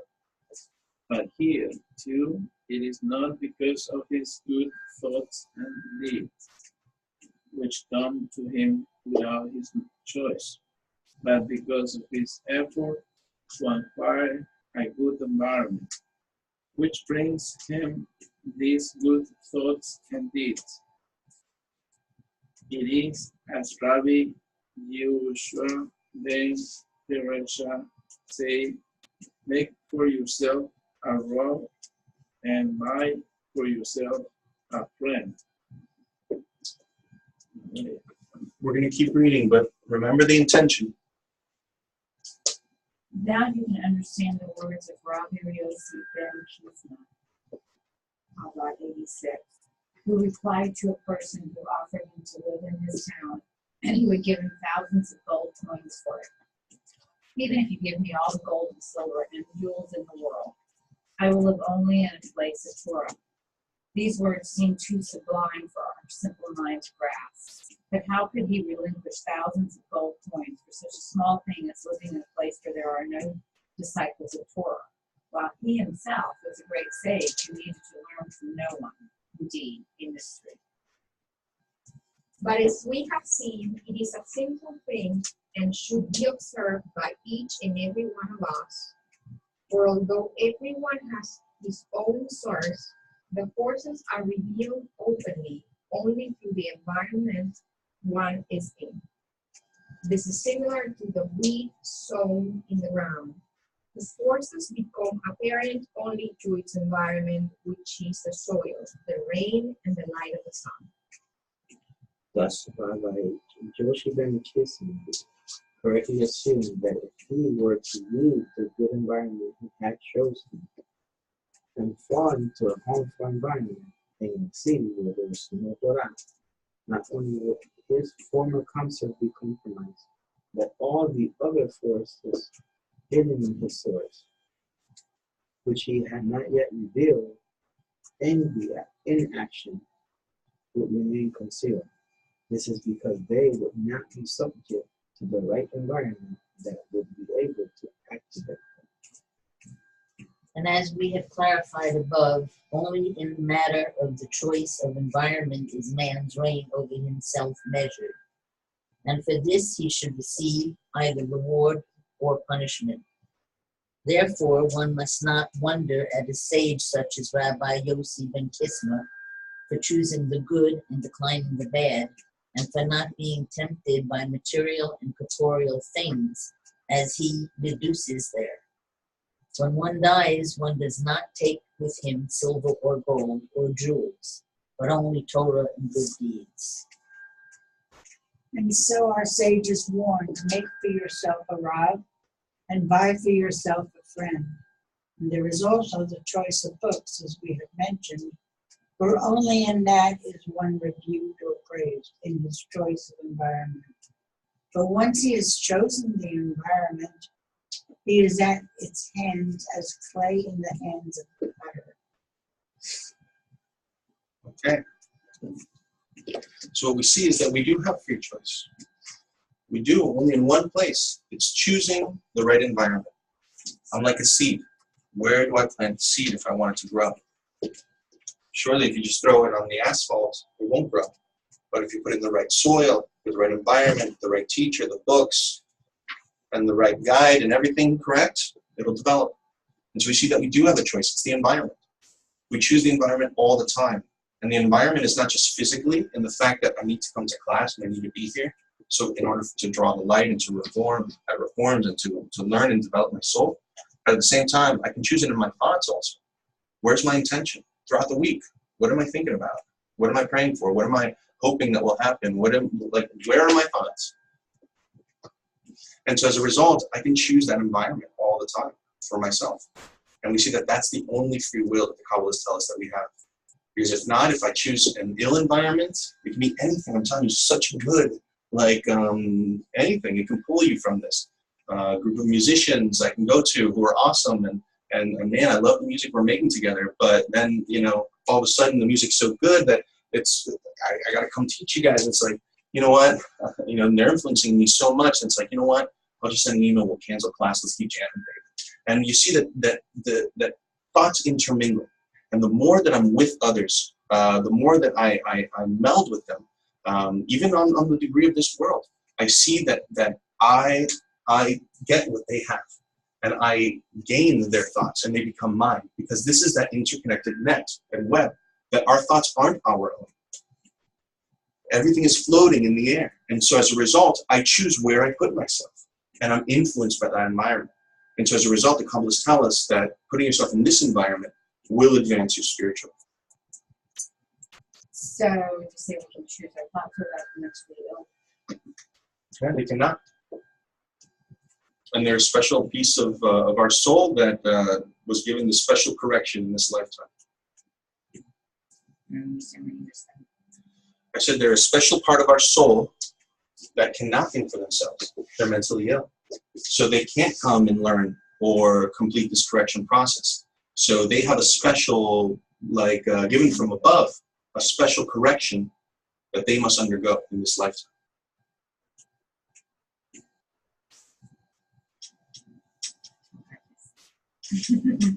I'll digest that. I read a story once of similar, a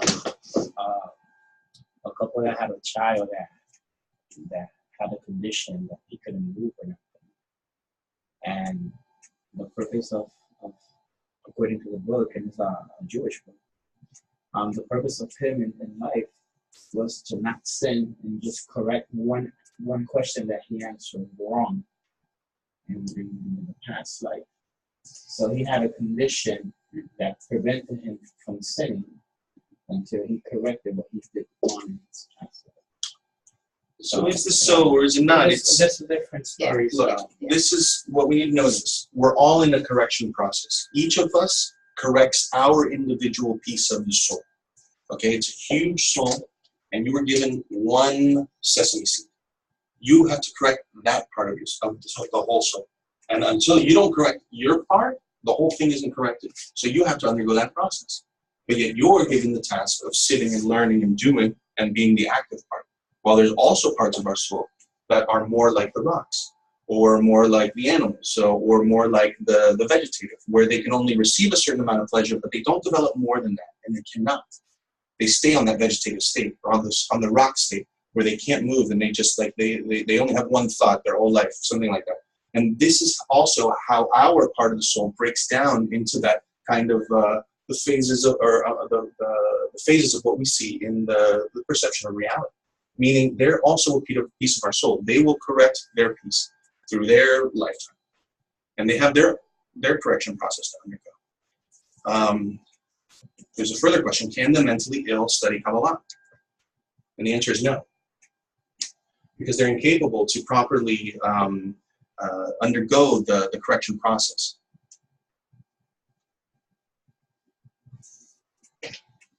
So if the 10 people make a bigger parzuf, does every 10 groups make another bigger one above that? Fine question. What did Moses do when he finally had the nation of Israel all formed? He broke them down into tens, then into hundreds, then into thousands. And he created this entire structure, which was, we know what the nation of Israel is, those with the points in the hearts, Yashar Kel, straight to him. Kabbalists, people who are bypassing this world and going straight to him. He organized it this way. So we have our 10 connects with Chicago 10, connects with New York 10, all the same young group like you guys going through this process. We connect with Los Angeles. Then you guys also connect with the veteran group here in Orlando. Then from there we connect with Europe. We connect with Africa, South America. We make something called the World Kli, which is a very humongous desire, all wanting one thing. And then you don't just have your powers, which let's say your power is 10 pounds to be able to lift. And hers is also 10. And we all have 10 pounds. But between us, we can only lift 1,000. But then once we connect to others, now we can lift 10,000. And then as a result, now we can do 100,000. A force of spiritual power to be able to draw creators. So much so that if we manage to reach that critical mass between all of us, we will draw enough light to correct the whole of humanity. And then those other parts of ourselves, the mentally ill, the people that are suffering, we correct it for them because we're the ones that are the active cells in the body that are drawing the light and correcting the whole. We are the ones that were given this role. We are the nation of Israel, meaning we're the Jews, the real Jews that you read about, not by birth, but by heart, by desire. And so we're the ones that must bring upon the correction of the whole world. It's our task. So much so that you see things like anti-Semitism where they will come and they will compel you. They will force you. You don't come to class 1 week? Okay, I chose, what does it say here? You're only, you guys take this and be great as I didn't come to class 1 week. Oh, but I'm judged according to here. I'm judged with my choosing of the right environment. So now all of a sudden I should be punished because of a result of it. Now all of a sudden my world's unstable and what's happening? I don't feel good. Well, but I didn't go to class. Maybe there's something wrong here. What's happening? And the Kabbalists say that the Creator will make the netherworld so kind of uncomfortable for a person that it will, even he will not want to be evil. Even he will agree to the correction process. Meaning that guy. Meaning that guy, not you. Because everything's going to be pleasant for you and lovely. Because Creator will come and give you the whole path like this. He'll lay it out for you. Which is actually the truth. What does Creator say? Creator took your hand and he put it on the good fortune. He brought you here out of all of humanity. with silver fine needles.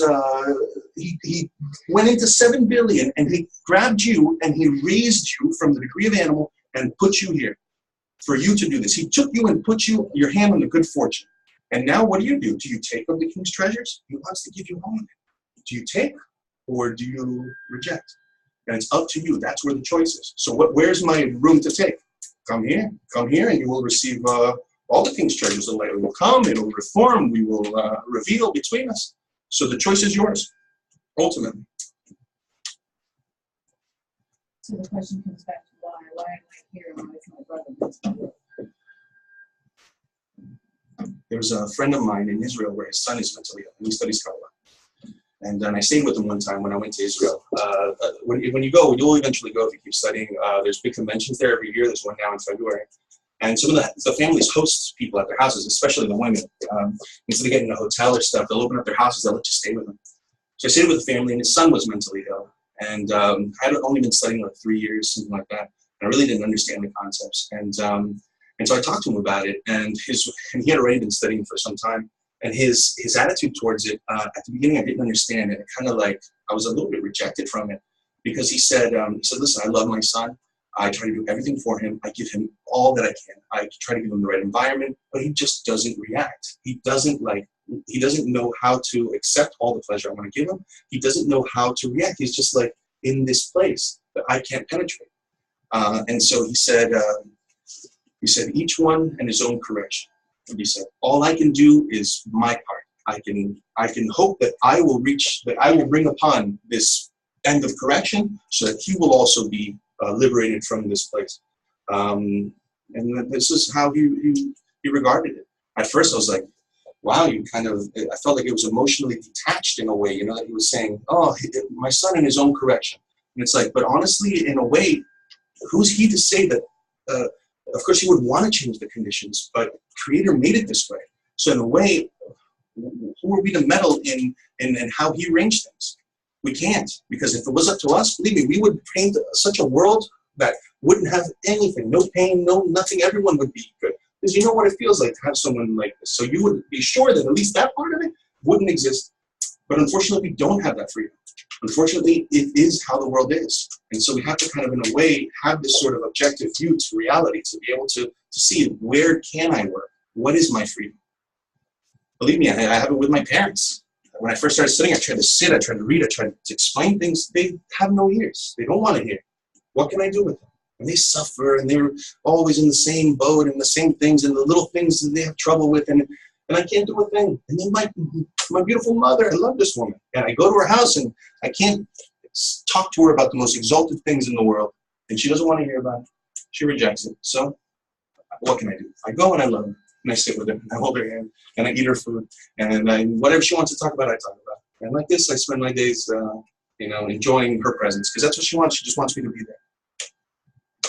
And some people call it a path. Some people go through past life thing, which I actually don't. But No, that's how a lot of people feel. I think Phil explains it and it works for them. So, and I understand that. I'm still looking for the answer. No, which is fine, because ultimately we don't know, right? I mean, one could say it's this way, another could say it that way.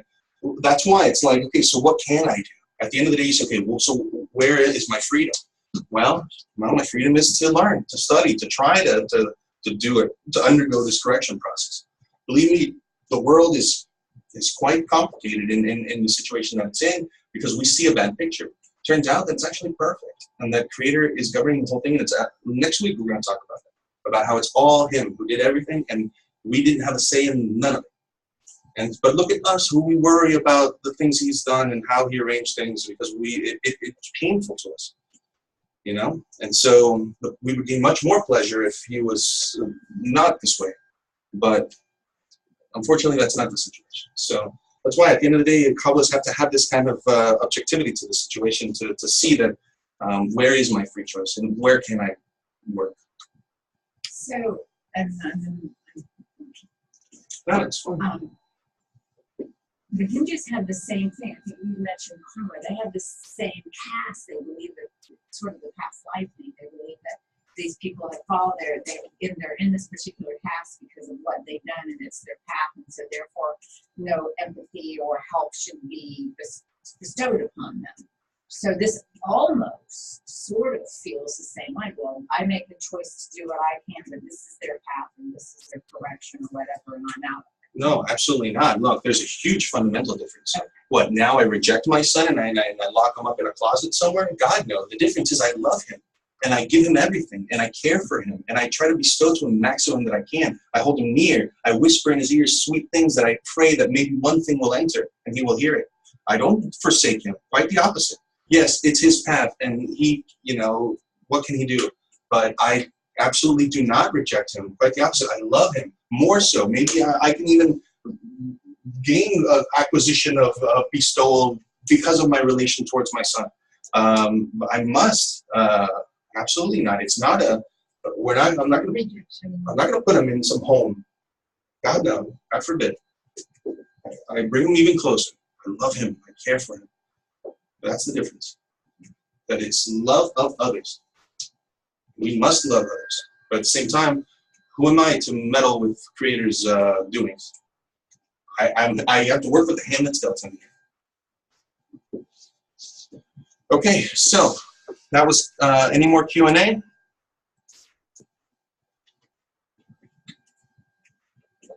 Three-minute break, Oh, yeah. and then workshop. Nobody leaves. Nobody leaves. All right, 3 minutes. You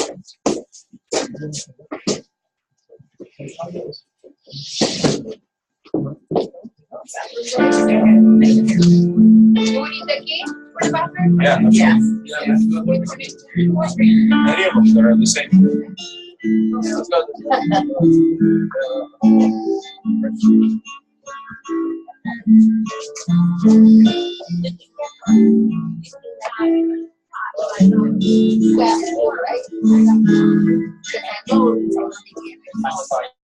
Los dos abren la misma puerta.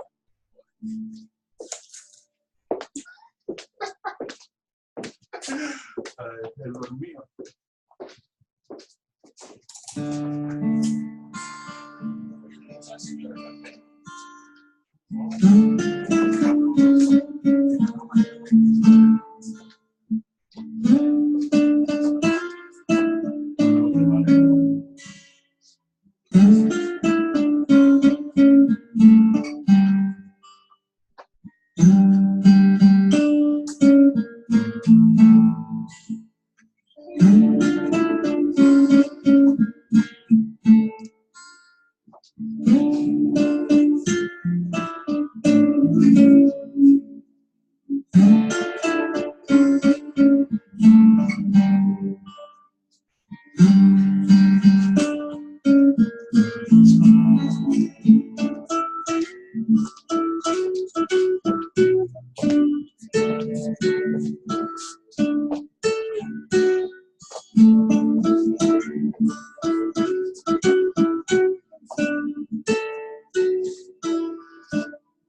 meal. Just out of the room. Oh. I think it's at the end, like a graduation meal, you know. Oh, okay.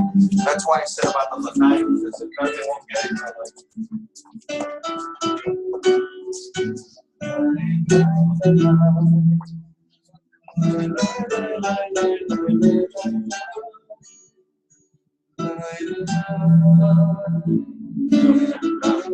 Question.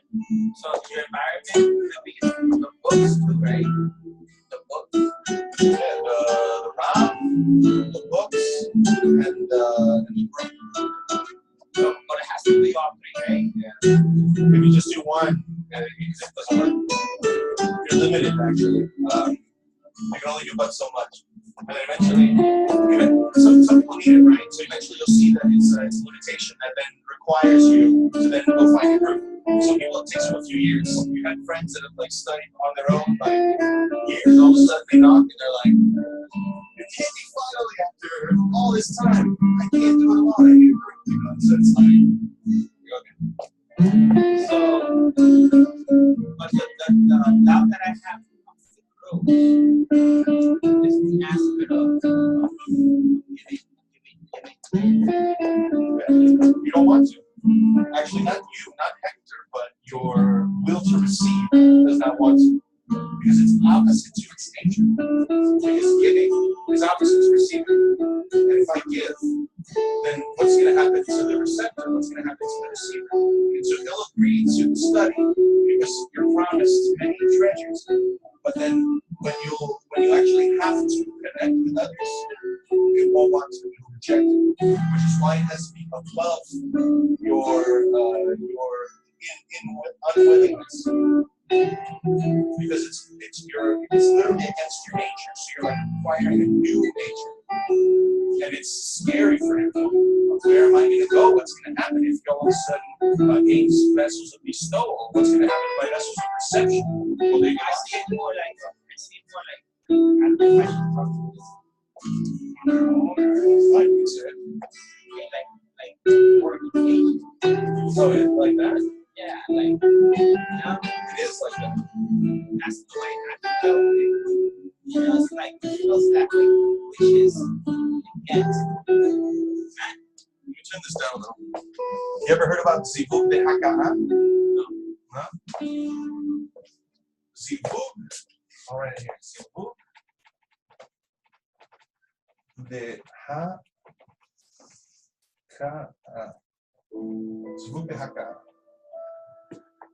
It's the moment or the sensation of the light touching the intention or the masa or the vessel. It's where the light touches the vessel, where they meet for the first time. The zivug. A zivug is coupling, so it's a coupling, and it kind of simulates the coupling of a man and a woman. Because you have a feminine force, which is reception, and you have the male force, which is the receiving, and they're touching. And they touch for the first time. And so the coupling occurs in that way, and there's a striking that occurs. And the pleasure that is received is like the greatest pleasure that you can have in this world. And what's the greatest pleasure that you can have in this world? Orgasm. So that's why when they do black face, they do orgies and all that stuff, right? I guess, yeah. We don't do that, but what we do is, because it simulates the touching, the striking of the light from above and below, the amount of pleasure that's received is like the greatest pleasure that would ever exist. But it's internal, it's not physical. Because everything in the connection between souls are my female connects to your male. It's like diodes, because there's no genders in the soul. But always the connection is in this male-female kind of way. Your vessels of reception are fit for my vessels of bestowal. And so like this, it's equal for each of us. So when they say the books, which would be the books besides these quotes?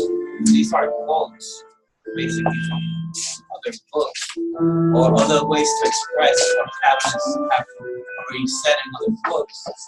What would be the books that the social writings? We still study from this, even in the advanced classes. We still study these articles. Every year we go through one of these cycles and we go through different parts of the books in different ways. Because what we're really doing is drawing the light that reforms, that's correct. So it doesn't matter what we study, honestly, because we're drawing the light, we're giving the right attention to everything that we do. But those that discuss the proper way that people should unite between and connect is the social writings.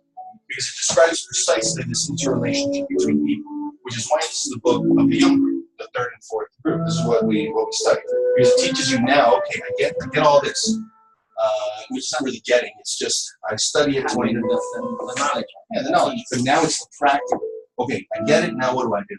I have to connect with others. I must. There's no way. Because that's where I guess that's where I'm going at right now. Yeah, you'll be there eventually. Yeah. That's where we have a young group now. You were kind of part of it. Yeah, we have the young group, and we're doing social writings now. This is what we're talking about, because eventually it all boils down to this: how can I connect with others in order to reveal this upper force? And there's particular ways to do it, and how, and what format. So this is one technique from the Bab Salam chain. This whole thing is the method of Baba Salam. All of this is Baba Salam. This is all Baba Salam. See, that's like their own other ways to do it, right? It's not Hasidism. We don't get involved with. They also follow and know that the method of Baba Salam is the most effective way to reveal creation. It's no doubt. Everyone knows that the method of Baba Salam. Why do they call it Baba Salam? Because of Islam Qalantir is the master collateral of the Zohar. So the way he wrote it explains how to do the Zohar. That's the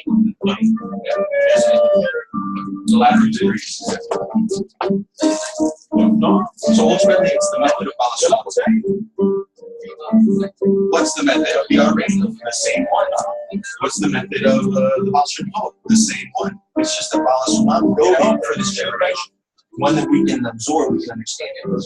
If you read the writings of the Arabian, he's talking about the upper system. I had it prepared and I forgot before the talk to you. Sorry, to remind you. I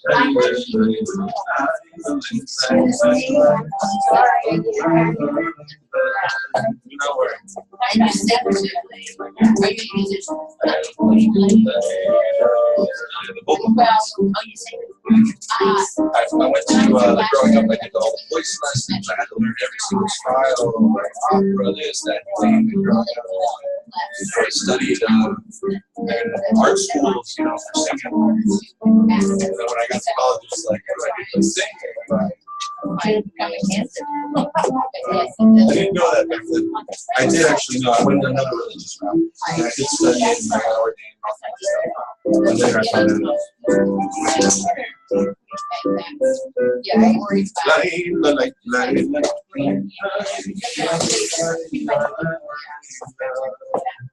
Okay, folks, let's come over here. Let's do the workshop. Well, bring the plate. Should I bring notebook and book, or we're just No, we're just talking.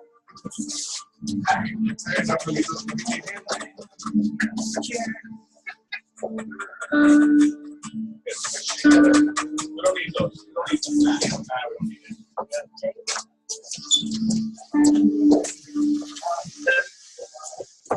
Okay. Here we go.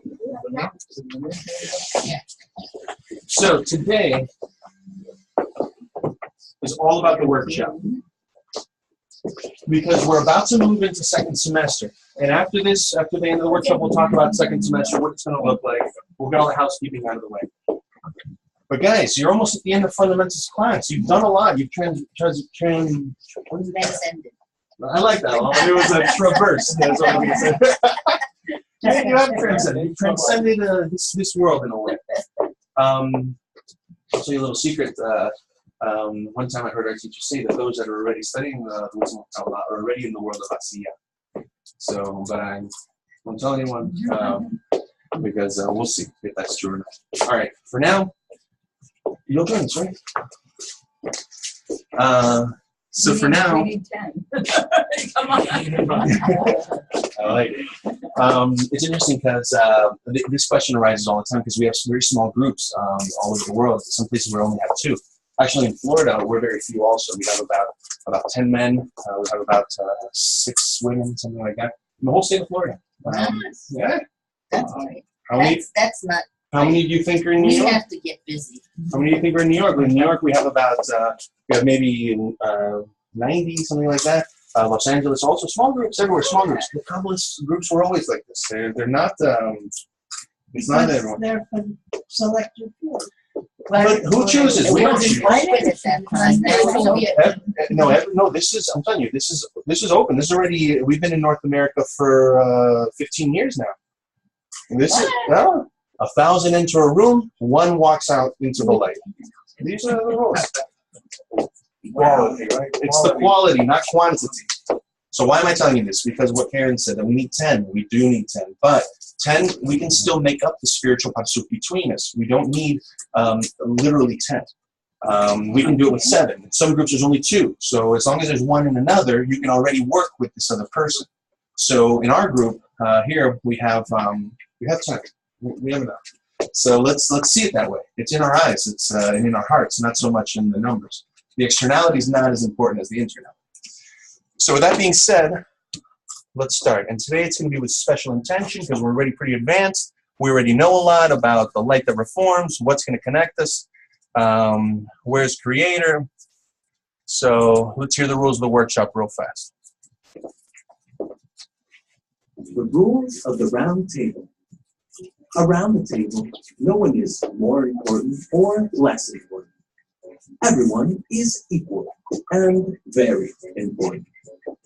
We don't reject opinions or negate, but only collaborate. The real solution won't come from knowledge or verbal perfection, but only from our connection. Okay, so again, let's go over them. Eventually, you'll see why we really drill these in the rules. But for now, everyone's equal, and everyone's very important. We focus on listening to each other. It's very important. Try to just exit yourself if you can. Just like think of what they're thinking about. Try not to be in your thoughts. Try to be in their thoughts. Like exit yourself. We speak briefly and in turn around the circle because it's not so much what you're saying because that really doesn't matter. I'm telling you, a real workshop, you can throw in any question, and it's not about the question, it's not about the answers, it's about the connection between you. So you can connect around anything, but if it's the right format.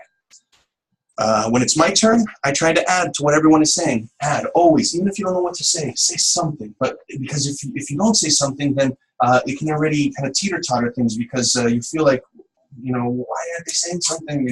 Just say something. Even if it's hard, open your mouth. Don't think, just speak. Just try to say something, even if it's a few words, but act. Always act. And we don't argue, okay? Yes, we all have different backgrounds, but let's leave that at the door. We'll check it there. You can pick it up when you leave. Let's just connect. That's it. We're here to connect between us. Kabbalah is the wisdom of connection. Let's discover that upper force, that interconnected web that exists. Let's feel it at least once, right? Let's try to feel it, the sensation of this upper net that exists that we yet can't perceive. So, warm-up question. How do the workshop rules help aim us at spirituality?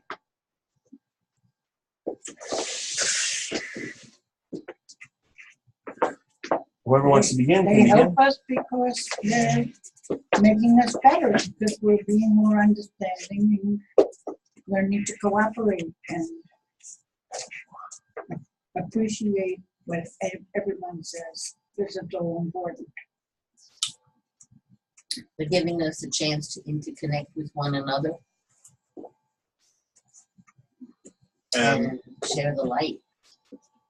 and also it helps us to kind of tone down our ego and the way that the rules are formatted and really put more importance on what other people are saying. And the fact that we are all equal, it brings us to spirituality.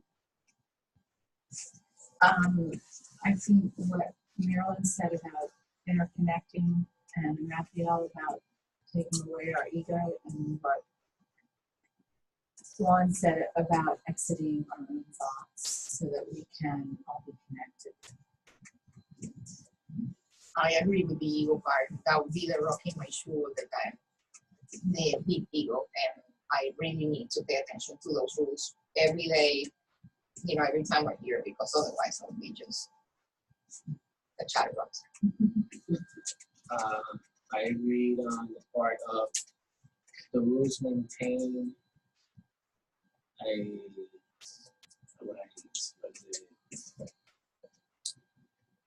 the rules maintain an intention within all of us.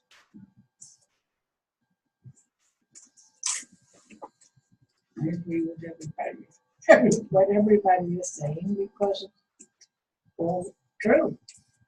Our truth, our environment, and we just have to maintain it. That's the hard part. All right. So, question 1. Where can I say that I am free? Let's say a desire for chocolate ice cream awakens in me. I don't know where it comes from. Maybe it's the sugars in my body or something else in my brain chemistry. We don't know where our desires come from. But let's say a desire arose. At what point does my free choice kick in? From the moment the desire awakens until the point where I realized it or did not? Where is my I that decided?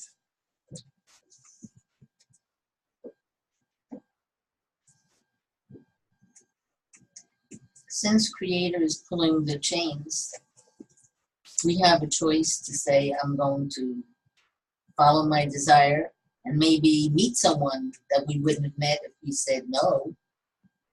So we kind of have free will there, I think, because we cannot do it. Unless he's pulling the other chain so hard.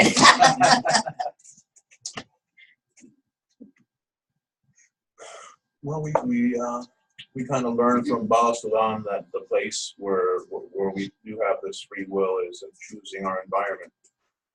Because as we were saying before, some of you were saying about how our corporeal environments really shape everything about us.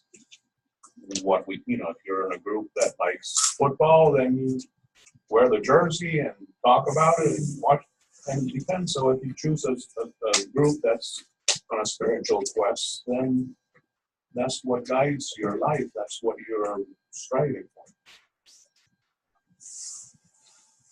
Yeah, it's like saying we are in the right place at the right time, because we feel like we belong to Israel, and this I is this force that is coming about.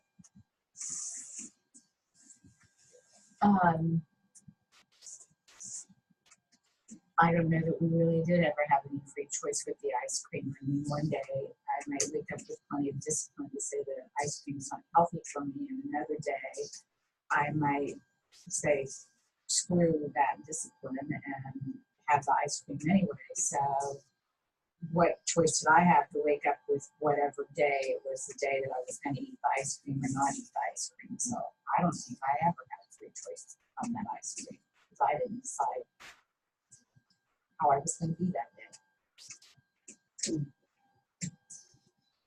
I think there's free choice in deciding if you want a soft serve or a bowl of ice cream, if you want a cone and a Coke.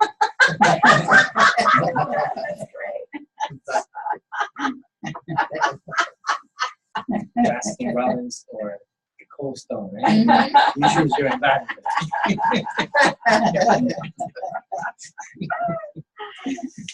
Well, I share the same feeling from everyone. So I guess that for some reason, it's chocolate or vanilla, right? I have to do something with it.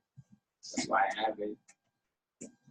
So if I take it or not, that's my free choice. I guess. Yeah. And I don't like chocolate, so that's good because then I wouldn't choose. But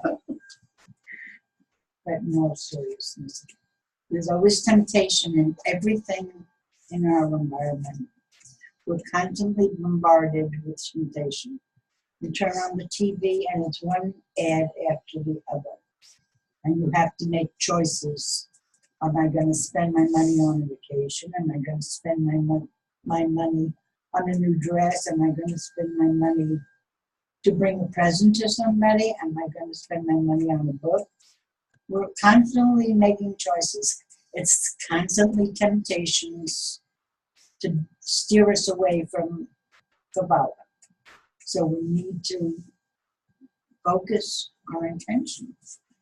Otherwise, why are you in the class? Because there's no point in you being here because that's why we're here. To find the same motive and the same aim, the same purpose, so that we can strengthen that for the benefit of all, not for my benefit, not for his benefit, but for everyone's benefit.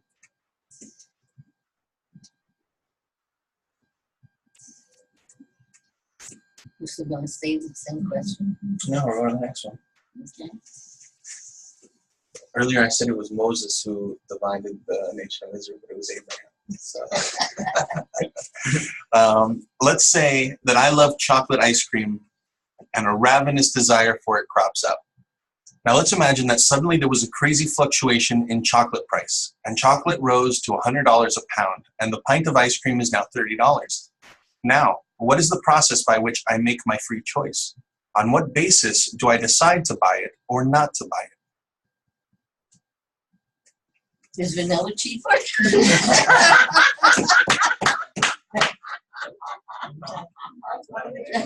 That's one of the bases right there. Go ahead, Raphael. Exactly. So if vanilla's cheaper, and so I have no free choice. I'm gonna. It's a balance of pleasure and suffering. So is the pleasure I'm gonna get from the chocolate ice cream worth $100? The suffering that it's gonna take for me to reach in my wallet and pull that 100. So I'm really much. Seems like I'm being pretty much played like a puppet, by these things.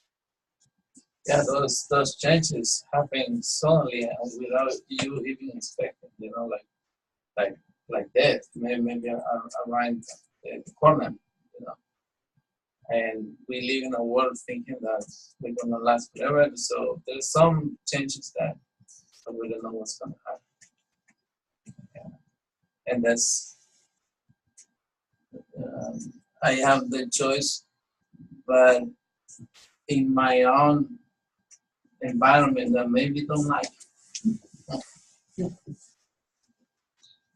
So I'm going to be stubborn here and come back to the fact that I still don't feel like we have any choice, because if I was born with lots of money, it's not going to make any difference. If I am born where I cannot avoid temptation because I have an addictive personality, this isn't going to make any difference. And I didn't make any of those choices that made me that way. So in the end, I don't think I really am making the decision. Whatever made me, programmed me the way I am, going to make the decision that's made by quote unquote I in the end. I think we decide to buy it or no by how bad you want it, and what is the consequence of having it or not having it. Because in my perspective, we always have a choice, because you always decide what cross to bear, to say it in a way. What is more bearable to you, the pain of spending the $100 or the pain of preventing yourself from having the ice cream. There's always going to be a gain and a loss. You know, what are you willing to do? Spend the money or not have the chocolate? And you know, I do think that there's always some sort of choice, even if there's a one point in it. You decide your life or your wallet, I guess. I share the same opinion. For me, there's not much to add. I also share your opinion too. It's a paradox. For me, it's a paradox.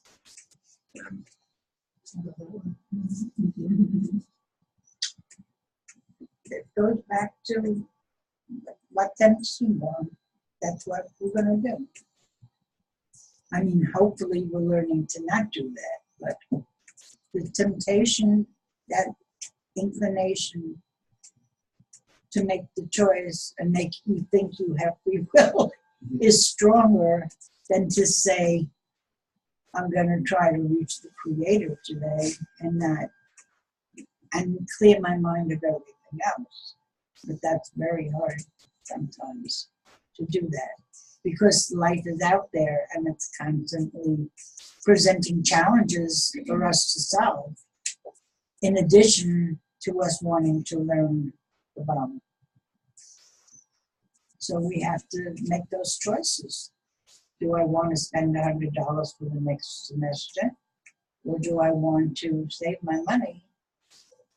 And whatever, that's my choice. That's everybody's choice here in this class. Do what you want to spend the money for the next semester and continue to be a group and stay together and work towards that goal. And I think that's important to decide in your mind. I mean, I made my decision and hopefully we will be here next semester. Go back to the ice cream. If you don't have any money, you don't have any free choice. You can't afford it. That's true. Yeah, we see that the Creator, we always make this calculation. We read it in the book earlier that humans have this quality that they're willing to take on a certain amount of suffering as long as the pleasure that they'll receive afterwards is compensatory to what they're going to receive. Which is why you see the guys that will work out, they'll struggle the whole time because the reward of being buff is it's worth it, right? So where humans have that thing, we'll take on some suffering. Maybe I can't afford it or something, or maybe we have the conditions and money's no issue, but we're willing to agree to some sort of suffering for a reward, right? So I'll come to class and I'll sit with these people and talk to them, but I'm promised some sort of reward. And so we have that ability to kind of aim to the future, to want something greater because of anticipated pleasure that will come to us. So question 3, what about more sophisticated pleasures that have to do with society? How come I don't dress like a king wherever I go and I drape myself in velvet or flannel pajama pants? I would truly be much more comfortable, easygoing, and happy. What causes me to put on a tux for a wedding, a suit for the workplace, etc.? On what basis am I making my choice to do so? Where do I get the fuel to discomfort myself and go out of my way to buy a terribly expensive suit that I'm only going to wear, say, to one wedding?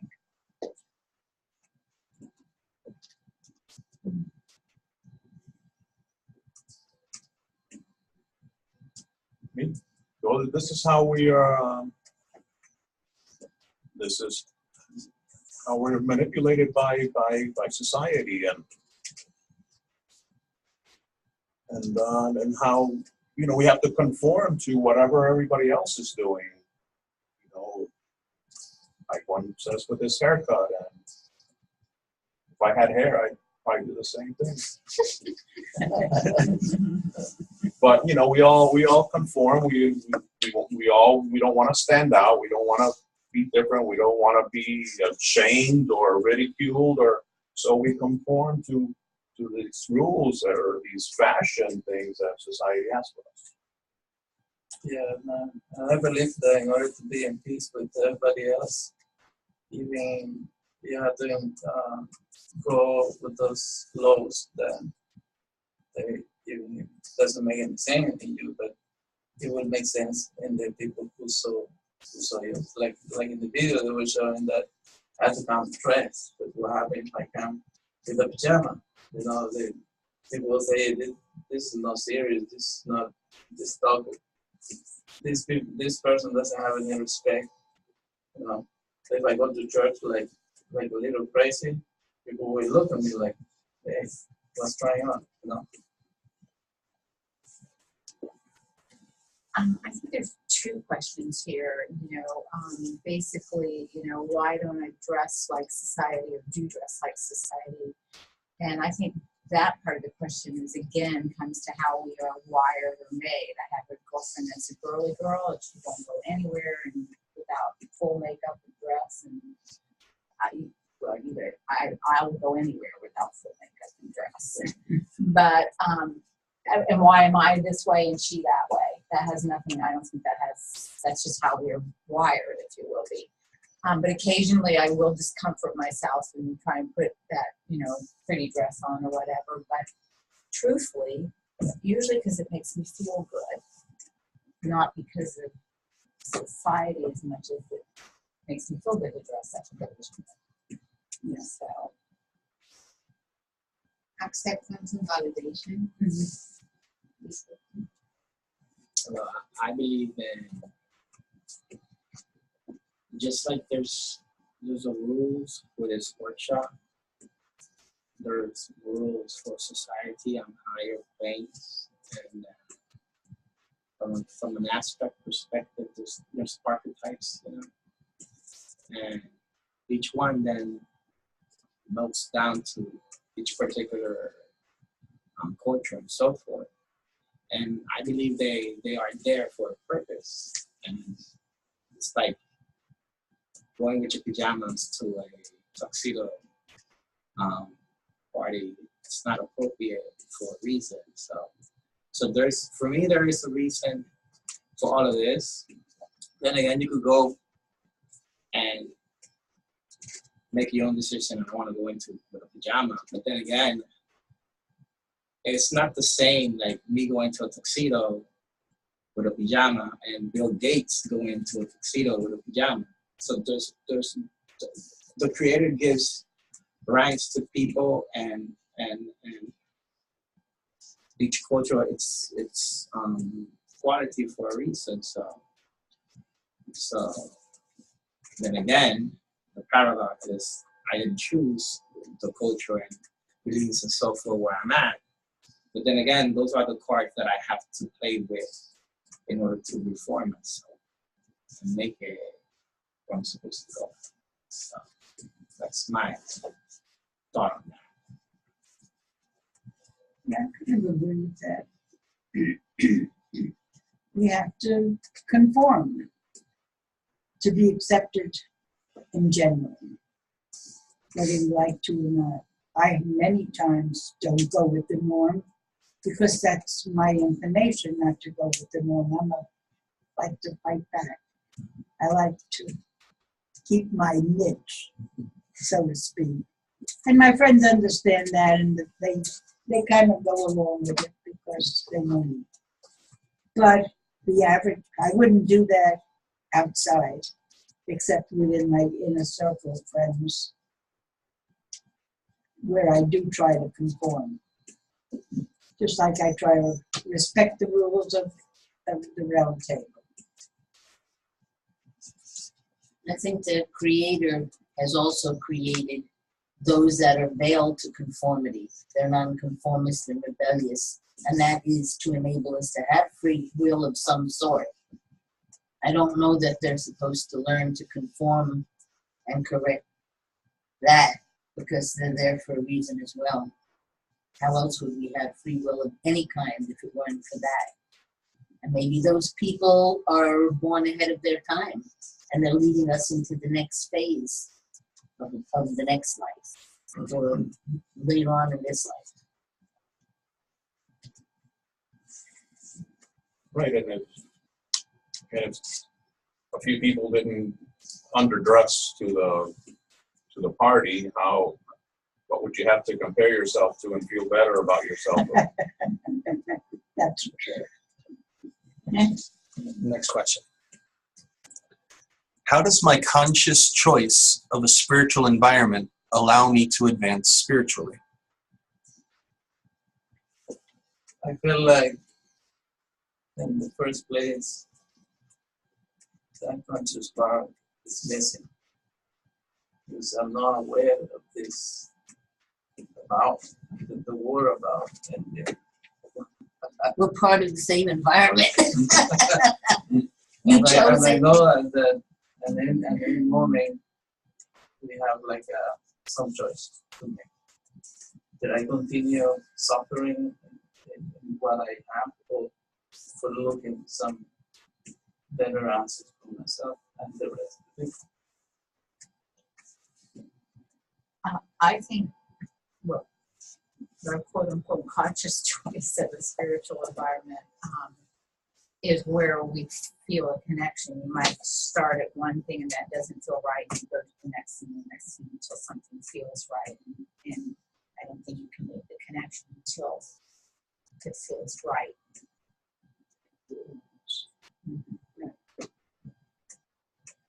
Feedback?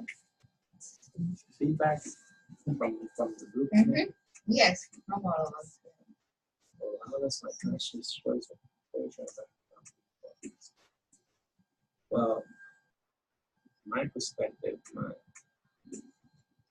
consciously choosing my environment, for me, it's going all the way.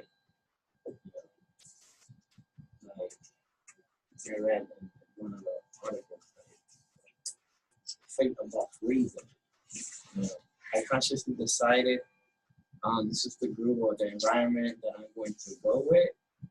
Then again, I make the conscious decision and intention, and I don't have to reason with it. Just follow. But without the conscious choice, there's no agreement, so it won't work. So I guess that's the part of being conscious of the choice. I'm not 20 anymore, in case you didn't know that. 22. I've done a lot of searching and seeking in my day because that's who I am.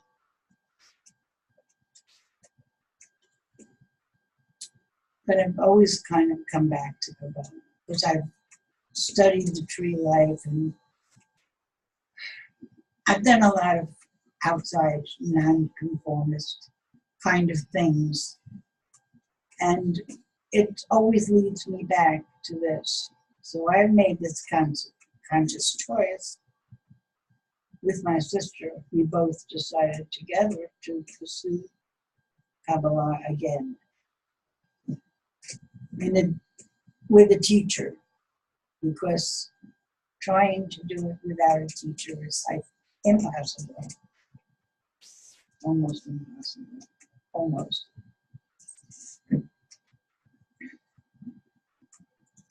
I choose a spiritual environment to allow me to be with people that are like-minded and in the same place so that we can feed off each other's energies and mentality and love, because anyone that continues to seek the Creator is trying to give love and bestow.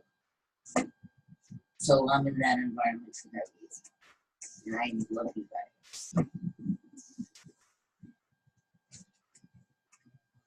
Well, just like anything else corporeally, you choose an environment that'll help you achieve a certain goal and in whatever you're trying to pursue. So if you have to use the group in order to, and this is very egoistic, but we compete, see who might be advancing. Oh, this guy, they're answering the questions really well. Try harder. Yeah, that's the way we are. That's the way we're wired. We have to use all these things. So that's why you really can't do it without an environment. I wouldn't have lasted a day, a week without these guys pushing me along. And with the open internet, we're open to many friends. So we reach the other groups from other places. in even the wisdom of God. So the environment had to be the right environment because there are so many books, so many teachers, and so many. So who is the right one who will see the light of God that will guide us? That's very important. Next question. Why was Yossi Ben Kisma so adamant to only live where there were others who studied the wisdom of Kabbalah? He was already great. So what's up? I got from that passage that there's always more to learn, and you can always backtrack the wrong environment. Being in the corporeal world, you are exposed to just forget whatever you learn spiritually. It doesn't stick.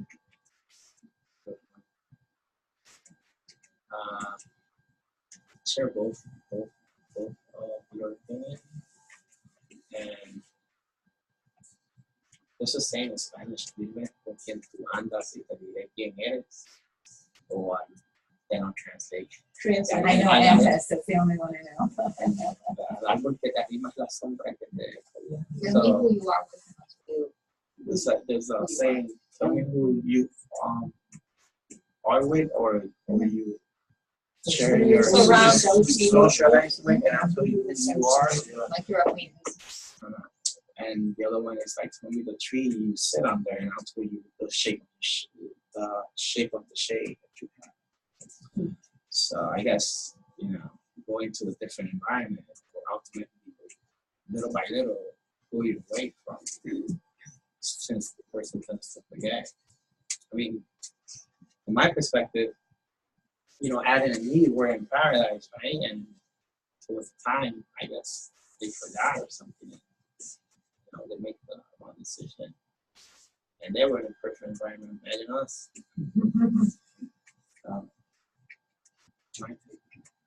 Again, it's about temptation from the world and deciding where do you want to go and really know what your goal is.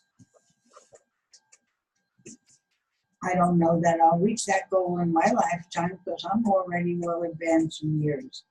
But maybe I will, but I'm going to pursue it anyway because it pulls me and I'm going.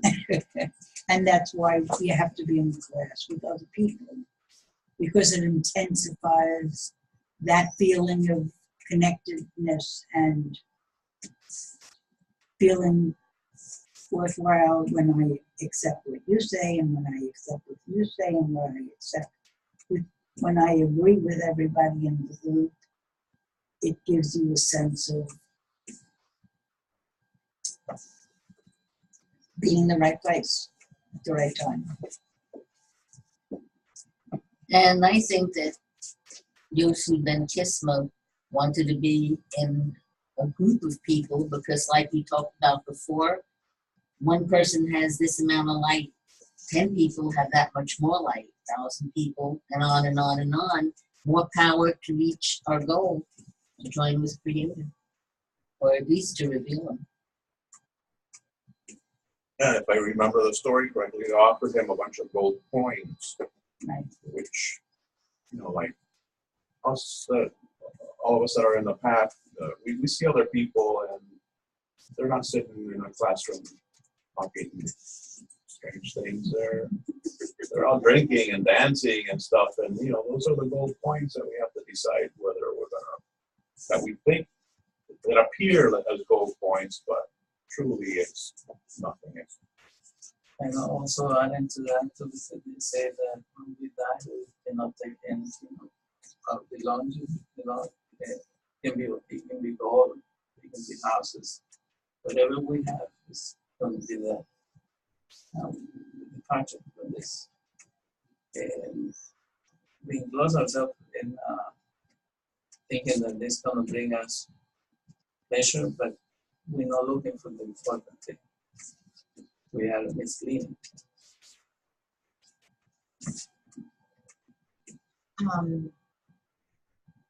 Well, actually, I think you all have all really put it in, if I were to sum it up, is that just that it wasn't about just him being great or holding your life, but he wanted the connection, he needed the connection, that you could lose it easily, not in the right environment. And so he knew how important it was to be in the right place with the right person to continue to hold on to what really mattered, which wasn't the goal.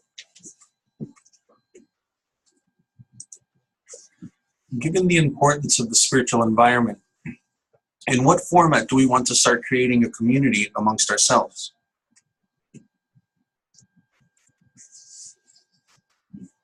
Let me understand. Yeah, exactly. Let me do the translation. It takes me a little, I'm like a 1980s IBM.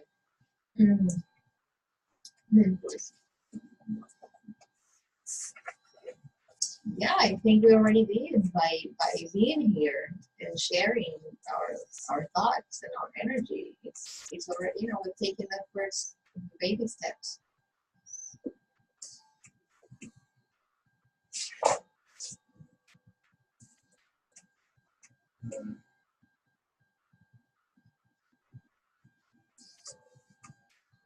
I believe that with the same intention from the beginning.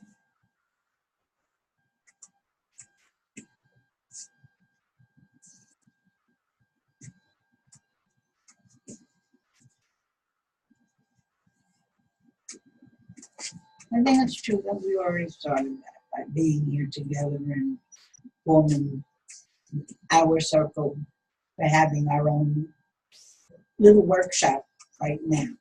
And that's the format. Yeah, we started our own little community already. Right. Sheila stole it away from me. The workshop, right here we're doing, this is the format, right here where we start working everything out between us. And I believe we don't realize that in our conscious mind, we will start a connection, little by little, and then some of it we wake up to this person. But these meetings and these communities will build that trust. Well, I agree. I think that we've already started it. The methods that we do in class are at least beginning. They're starting to create the format. So.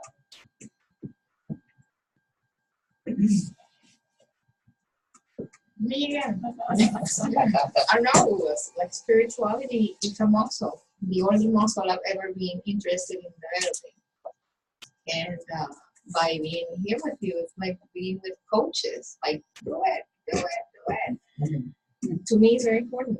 It draws my attention from me, myself, and I towards you, and that is something I can't do from home, definitely.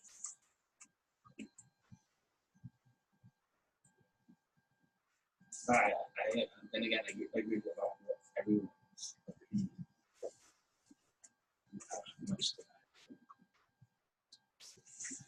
We see that that when we build this spiritual environment between us, it is a community. Actually, it's a good way to describe it. It's a special place actually because we take on, each group takes on its own flavors.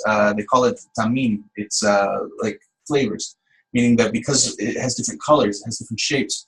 Because we have everyone who makes up a different part of the Sfirot, and so we have his qualities and her qualities and his, and it's like a soup that you throw all these ingredients into it, and it makes a special flavor of the sensation of creator that is unique to this group. And so really it's a community that we're building. It's a place where we come for that purpose, to reveal creator. We come here for no other purpose. You want to talk knitting? go to the knitting class. If you want to talk creator, here's where we talk creator. And so we see that it's really the place where I can get immediate feedback on my progress of how I'm advancing. I can immediately throw something out into the center of the group, and precisely how it comes back, it's giving me immediate feedback. How is my my perception to the group is and to the revelation of creator, is it accurate, is it not accurate? And then it begins to help you and affect you and mold you and move you, and it's done through the influences of the others. Something that can activate you and make you go much faster in this development process than if you were to do it alone, because you lack the immediate feedback that you only gain by when you say something and the responses that come back. And you can test, is it accurate? Am I molding? Am I melding? Is it correct? And you'll see that this is, we take on our own form. I wanted to add to that I am currently taking the courses online, and the way that I can see that they do the workshop is with the forum, and it's not the same, like reading other people's questions and replying to them. It's not the same feeling that, you have to be, in my case, I have to be very quiet in order to like get into the question. And here's so much easier to get that feedback. And like, I feel like cleaning up my opinions and being more open to, the other person's thoughts, like clean mine. That's the way I can explain it. For those of you who study online. I admire you tremendously, because I don't think I would get very far, because I do think the connection for me would be lost really teaching. Well, I'm not teaching online. And one of the convenience that I have is that I have to create that connection, because it's not physical. So in a way, I have to do my writing through the goals, through the somehow, in a live way to create that little connection. It's difficult when the students is lost, then you started afraid it's gonna drop the class or fail. We're actually, we're going through this process now, actually in all of North America. One of the things that we just did last night, I'll move over here a little bit more to you, see. Thank you. Is actually we have a lot of virtual students that are kind of floating. We have friends that are in Atlanta, in like North Florida, like North Carolina, like in all these states where there's no physical centers or physical groups, and they've been there for years. And there's connecting behind the screen is not the same as the physical. And so we had a big meeting with Rob, with our teacher, about how can we really create that huge kind of spiritual society in North America. And he was saying, listen, it's got to be that physical connection. You got those virtual students have to come to the centers at least once every 3 months. It's like at a minimum. You got to connect. You got to feel it. You got to test. You got to see. Because if not, you can't measure how you're advancing. Because behind the screen, it's so easy. You just okay, today I don't want to connect. I just turn it off, And but to really sit with others, it's a real phenomenon that what occurs. And so we're actually going through that process now of Rafael knows of bringing all those students into the physical centers. We kind of drew circles geographically. So okay, all of you are this Orlando, okay, all of you are New York, all of you Chicago, to get people to start coming. Even though we see them in large conventions once a year, it's not enough. And so actually, I'm glad we're kind of going through this process. But this is it. It's a physical environment, physical society that I must kind of be a part of if I want to advance. So let's. Isn't it interesting how you called it behind the screen when you talk about the screen? Well, I'm telling you, all those nuances, it's accurate. It is. All these questions have come up, and you'll see. We'll get to those points where we can have those discussions about the differences and really be open with each other. But for now, we're building it between us. This is everything actually. So, in one word or a sentence, describe what do I hope the friends are taking from this lesson. So where did we leave off? We left off with Hector. So, shoot. What I said before about, I hope that everyone feels like we're getting connected, that something is happening within this group that's bringing us closer together, to appreciating what each one has to say and taking whatever we can take from it and whatever we can add to it so that it doesn't become one-sided. I can put my ego out of the way I have one. We all have one. And it's good. It keeps you in balance. It keeps you in balance.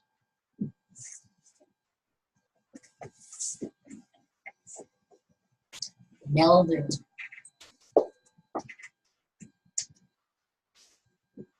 We're melding together as one. Yeah, I think we're taking how important it is to work on spirituality as a group together, and how it would be pretty hard to do it by yourself, even virtually. Doesn't, by what our friends say, and we've all experienced it, it doesn't have the same power that it does when you're just sitting next to people and seeing their faces, and it's a whole different thing. Yeah, I think that in order to create this form that is the vessel, only one, we have to make this physical first.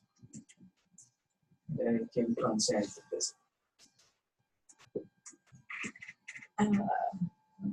What I hope the friends are taking from this lesson. I really hope that we're all taking this lesson.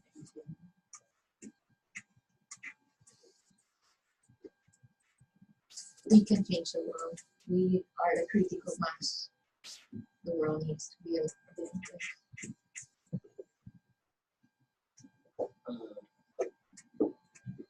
Lesson learned. The same what you have mentioned right now, and the same thing as you also mentioned. You know, my point of view of the world is like when people say the world or speak about the world, you know, it's one's perspective of the world, right? And by being with the group, I would correct that. You know, because we influence others when we leave the group. We also have influences in others. So my correction and the hope that I bring, you know, the friends take from this connection is that, you know, being in a group is more powerful than any, you know, virtual class, and what you take from the group, you can share it, you know, unconsciously or consciously with others outside of the group. So Beautiful. Okay. Sorry, Sheila, you wanted to add something? No, that's fine. You seem like you wanted to. Say it. Oh, Right here. I was just going to say that we all have one thing in common. The biggest thing we have in common is the intention to advance spiritually, and that should be our intention should follow us wherever we are, because it won't happen otherwise. You have to believe that. I believe that, so I ask everyone to believe it too, so that we can all soar to heights. Yeah, I think we're all teachers. Yeah, good stuff. Yeah, we gotta go out from here and teach the people in our other environments. Save that for semester 4. We'll talk all about it. But okay, so friends, look, now that we're sitting here like a family at the table, like we just had this nice meal between us. When family needs to talk family business, they always do it at the round table, right? So we're here. Let's start some housekeeping. There's a few things that are occurring that we need to discuss between us and figure out how can we do this, what's good for everybody, right? So we're in class 6. No, we're in class 5. And so there's one more class of this semester, right, which is next week. Next week is class 6. And it's about there's none else besides him, okay? I won't write the whole thing out because it's super long. After that starts semester 2. And then there's 7 classes to semester 2. And then after that there's semester 3, and there's 7 classes to semester 3. Overall, it's 20 classes, okay? Before we used to break them down into 2 until we did 10 and 10, right?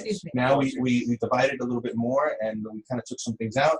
and we kind of adjusted it in a way so that it's compressed in a better fashion for our advancement. So okay, so semester. So what's today? Today is what day? Wednesday what? 23rd. 23rd?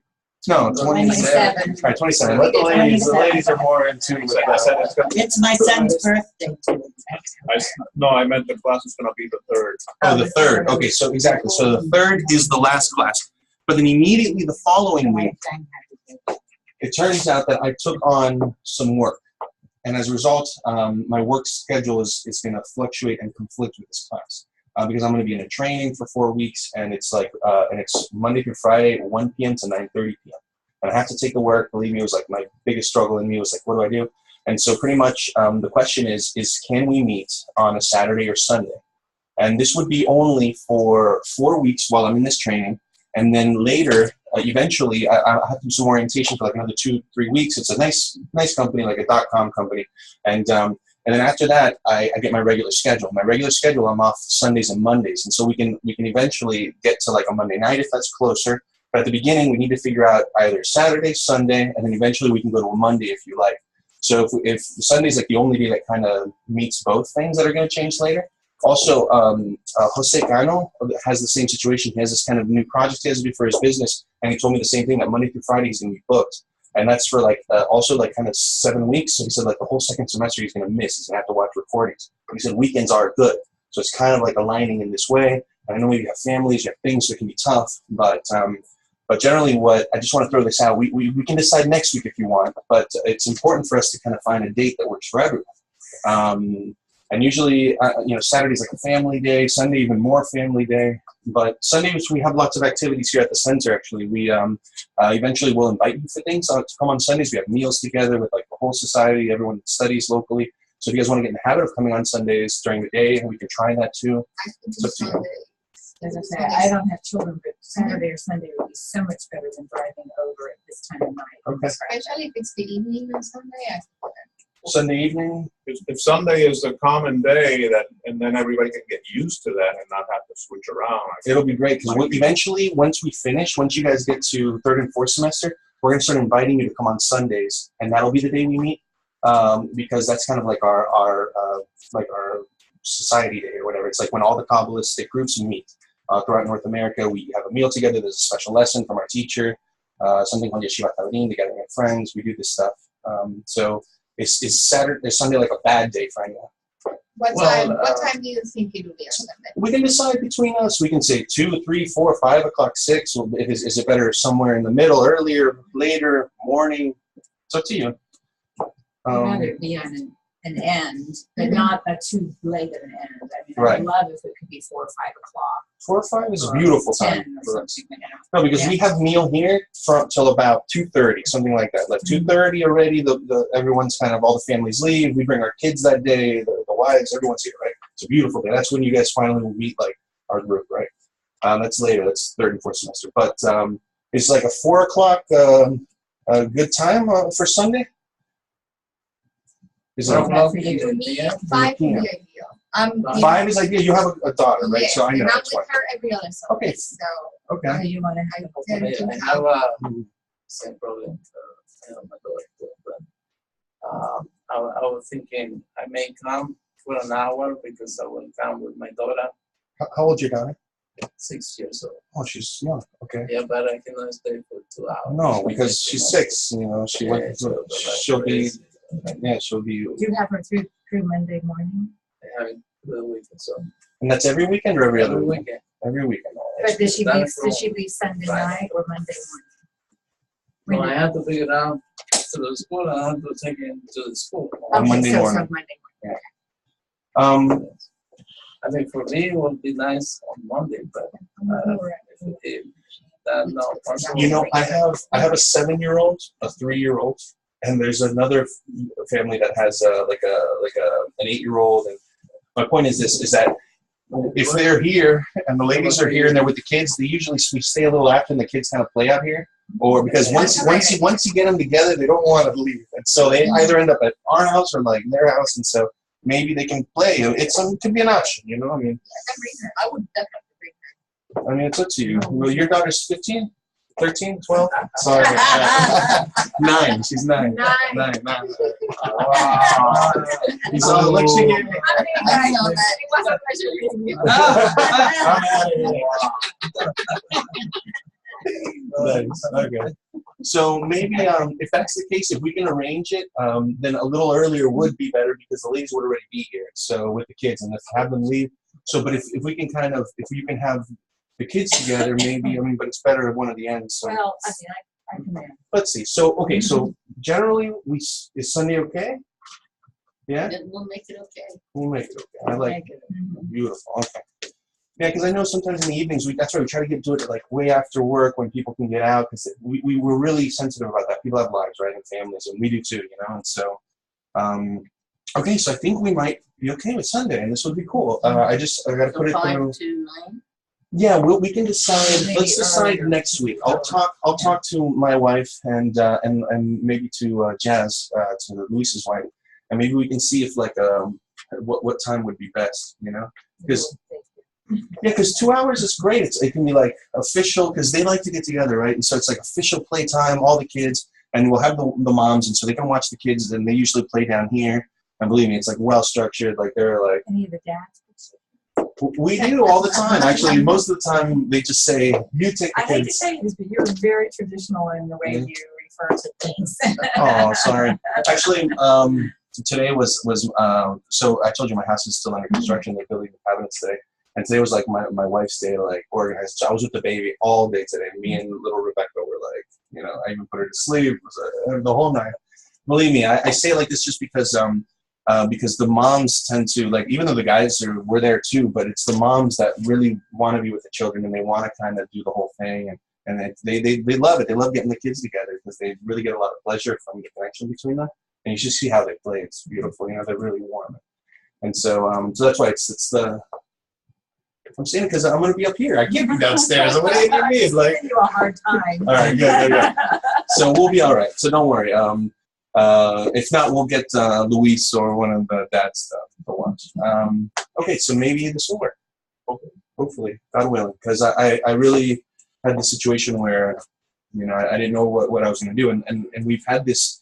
It's funny because Creator always kind of throws something like this at us, and it's happened to us in the past, and unfortunately, always one person cannot. But here, I think we have a consensus. And yes, if you want to join us for second semester, Hector, you're more than welcome to. Parachute jump. You can get out of the virtual, join the physical. Okay, but that's the housekeeping. Okay, so before we used to do it was 20 classes. We would break it down into 10 and 10, and each semester was 150 and 150. By the end, you're going to end up paying $300 because it's 100 each one. So it's now you're going to pay another $100 for semester 2, and then at the end another $100 for semester 3. So in the end, the total is that you would have paid is $300. So that's exactly same exact thing. Also, we don't have them now, but we'll make sure we get you guys books and stuff for those semesters also. So depending on the books that we use, we'll advance it accordingly. Okay. And just one other You thing, being mentioned that- optimistic 2 hours. Because we've never managed to do this Oh, in boy, 2 wow. hours. Yeah. They've got to figure around their kids. No, even more so, it'll be important for us to start and end because believe me, I'll feel the pressure like magic from downstairs. My wife will be like, you know, because the babies get restless, the little ones, you know, it's tough to be outside so long. The big ones are loving it, but the little ones are like, you know, come on. So How about the days in which it's not warm, like during February or so? we have ways we can Maybe in figure that it out. room, you close the door. Actually, that's where they usually hang out. Give them some toys. They're restless. They make That's noise. not big enough. No, we see it's not. We've tried it, and actually, guys, this is a small center, right? Because we're a small group. But other centers like New York Group, they have whole rooms just for the kids because they have lots of families with lots of children. We're still, waiting for the families to show up, but then we'll get the larger place because we see that, and the other places they have kitchens and bathrooms, and you guys don't have to go to the other side of the thing. That's later, you know. For now, let's just let's go to semester 2. Let's start there. Okay, so friends, look, this is the. But again, next week we're still on it. on Wednesday night. It's the following week of January 8th that it's going to fluctuate, and we'll meet that first Sunday. So we'll meet on Wednesday and then go to Sunday. By the way, so we'll meet like 3 days after. Any discount for the people for the second group, for the second course? For sticking around this whole time? Nah, it's the same. That's your suffering part. Exactly. You must. And again, we don't see this. We don't even if you give us cash, we send it off to B'nai Baruch Americas. I think we told you guys it pretty much pays for the marketing because we have to maintain these websites and all this stuff. So pretty much you're paying for your ability to find spirituality and move forward. Because if not, we couldn't afford anything because we're like nonprofit. We don't. Yeah. So okay. Anyway, so summary of the lesson: our choices are governed by our nature to receive pleasure and avoid pain. I'll start over. Our choices are governed by our nature to receive pleasure and avoid pain. Furthermore, the society and environment around us tell us which pleasures we should strive for and which to avoid. Our free choice lies in choosing an environment that will influence us to aspire to spirituality. Our free choice lies in choosing an environment that will influence us to aspire to spirituality. Okay? Don't read this. It says next week we will have a Kabbalistic meal. Okay. Okay? Potluck style. We're not going to do it this semester. Please remember to bring some food to share with others. We're not going to do it. But if you ever want to bring stuff to share with others, you're more than welcome to. But actually, I could do that. yeah. I choose My thing. Because we use our lesson 6 because it was 10 in a whole semester. Lesson 6 was kind of the middle point, so we would have a meal together. Kabbalists eat together all the time. It's like a thing. And then there's a whole thing we teach you about the meal, how we conduct it, why we do it. We're not going to do it until later in the semesters. So yeah. So no meal next week. But if you want to bring stuff, bring it. Okay. But next week we're going to be reading from another book called Shamati. The first article in it. Actually, part of the homework is not to read this, but next week it will be to read this article. But we're going to get you a virtual version of it because you guys don't have this book yet, Shamati. Okay. But we will talk about the book and everything. So now, look, there's 2 episodes to watch of Kabbalah Revealed. That's with Tony Kozak. Okay, so there's 2 of them. Episode 10 and episode 11. I recommend those of you that aren't getting the emails or have problems with, take a picture of the screen, please. It's going to take you a while to write down all these W's and Z's and stuff. I'm not writing that. No. I'm just writing the patient. It's a name. And you should read the whole article that we read tonight, which is the freedom. It actually starts on 373, not 375. Okay. So keep that in mind. Yes, sir. Okay.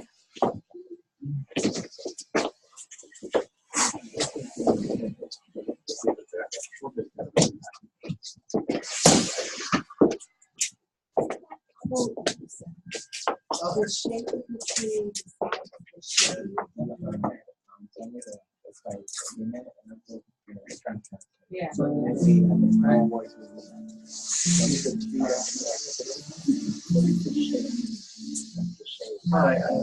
So on.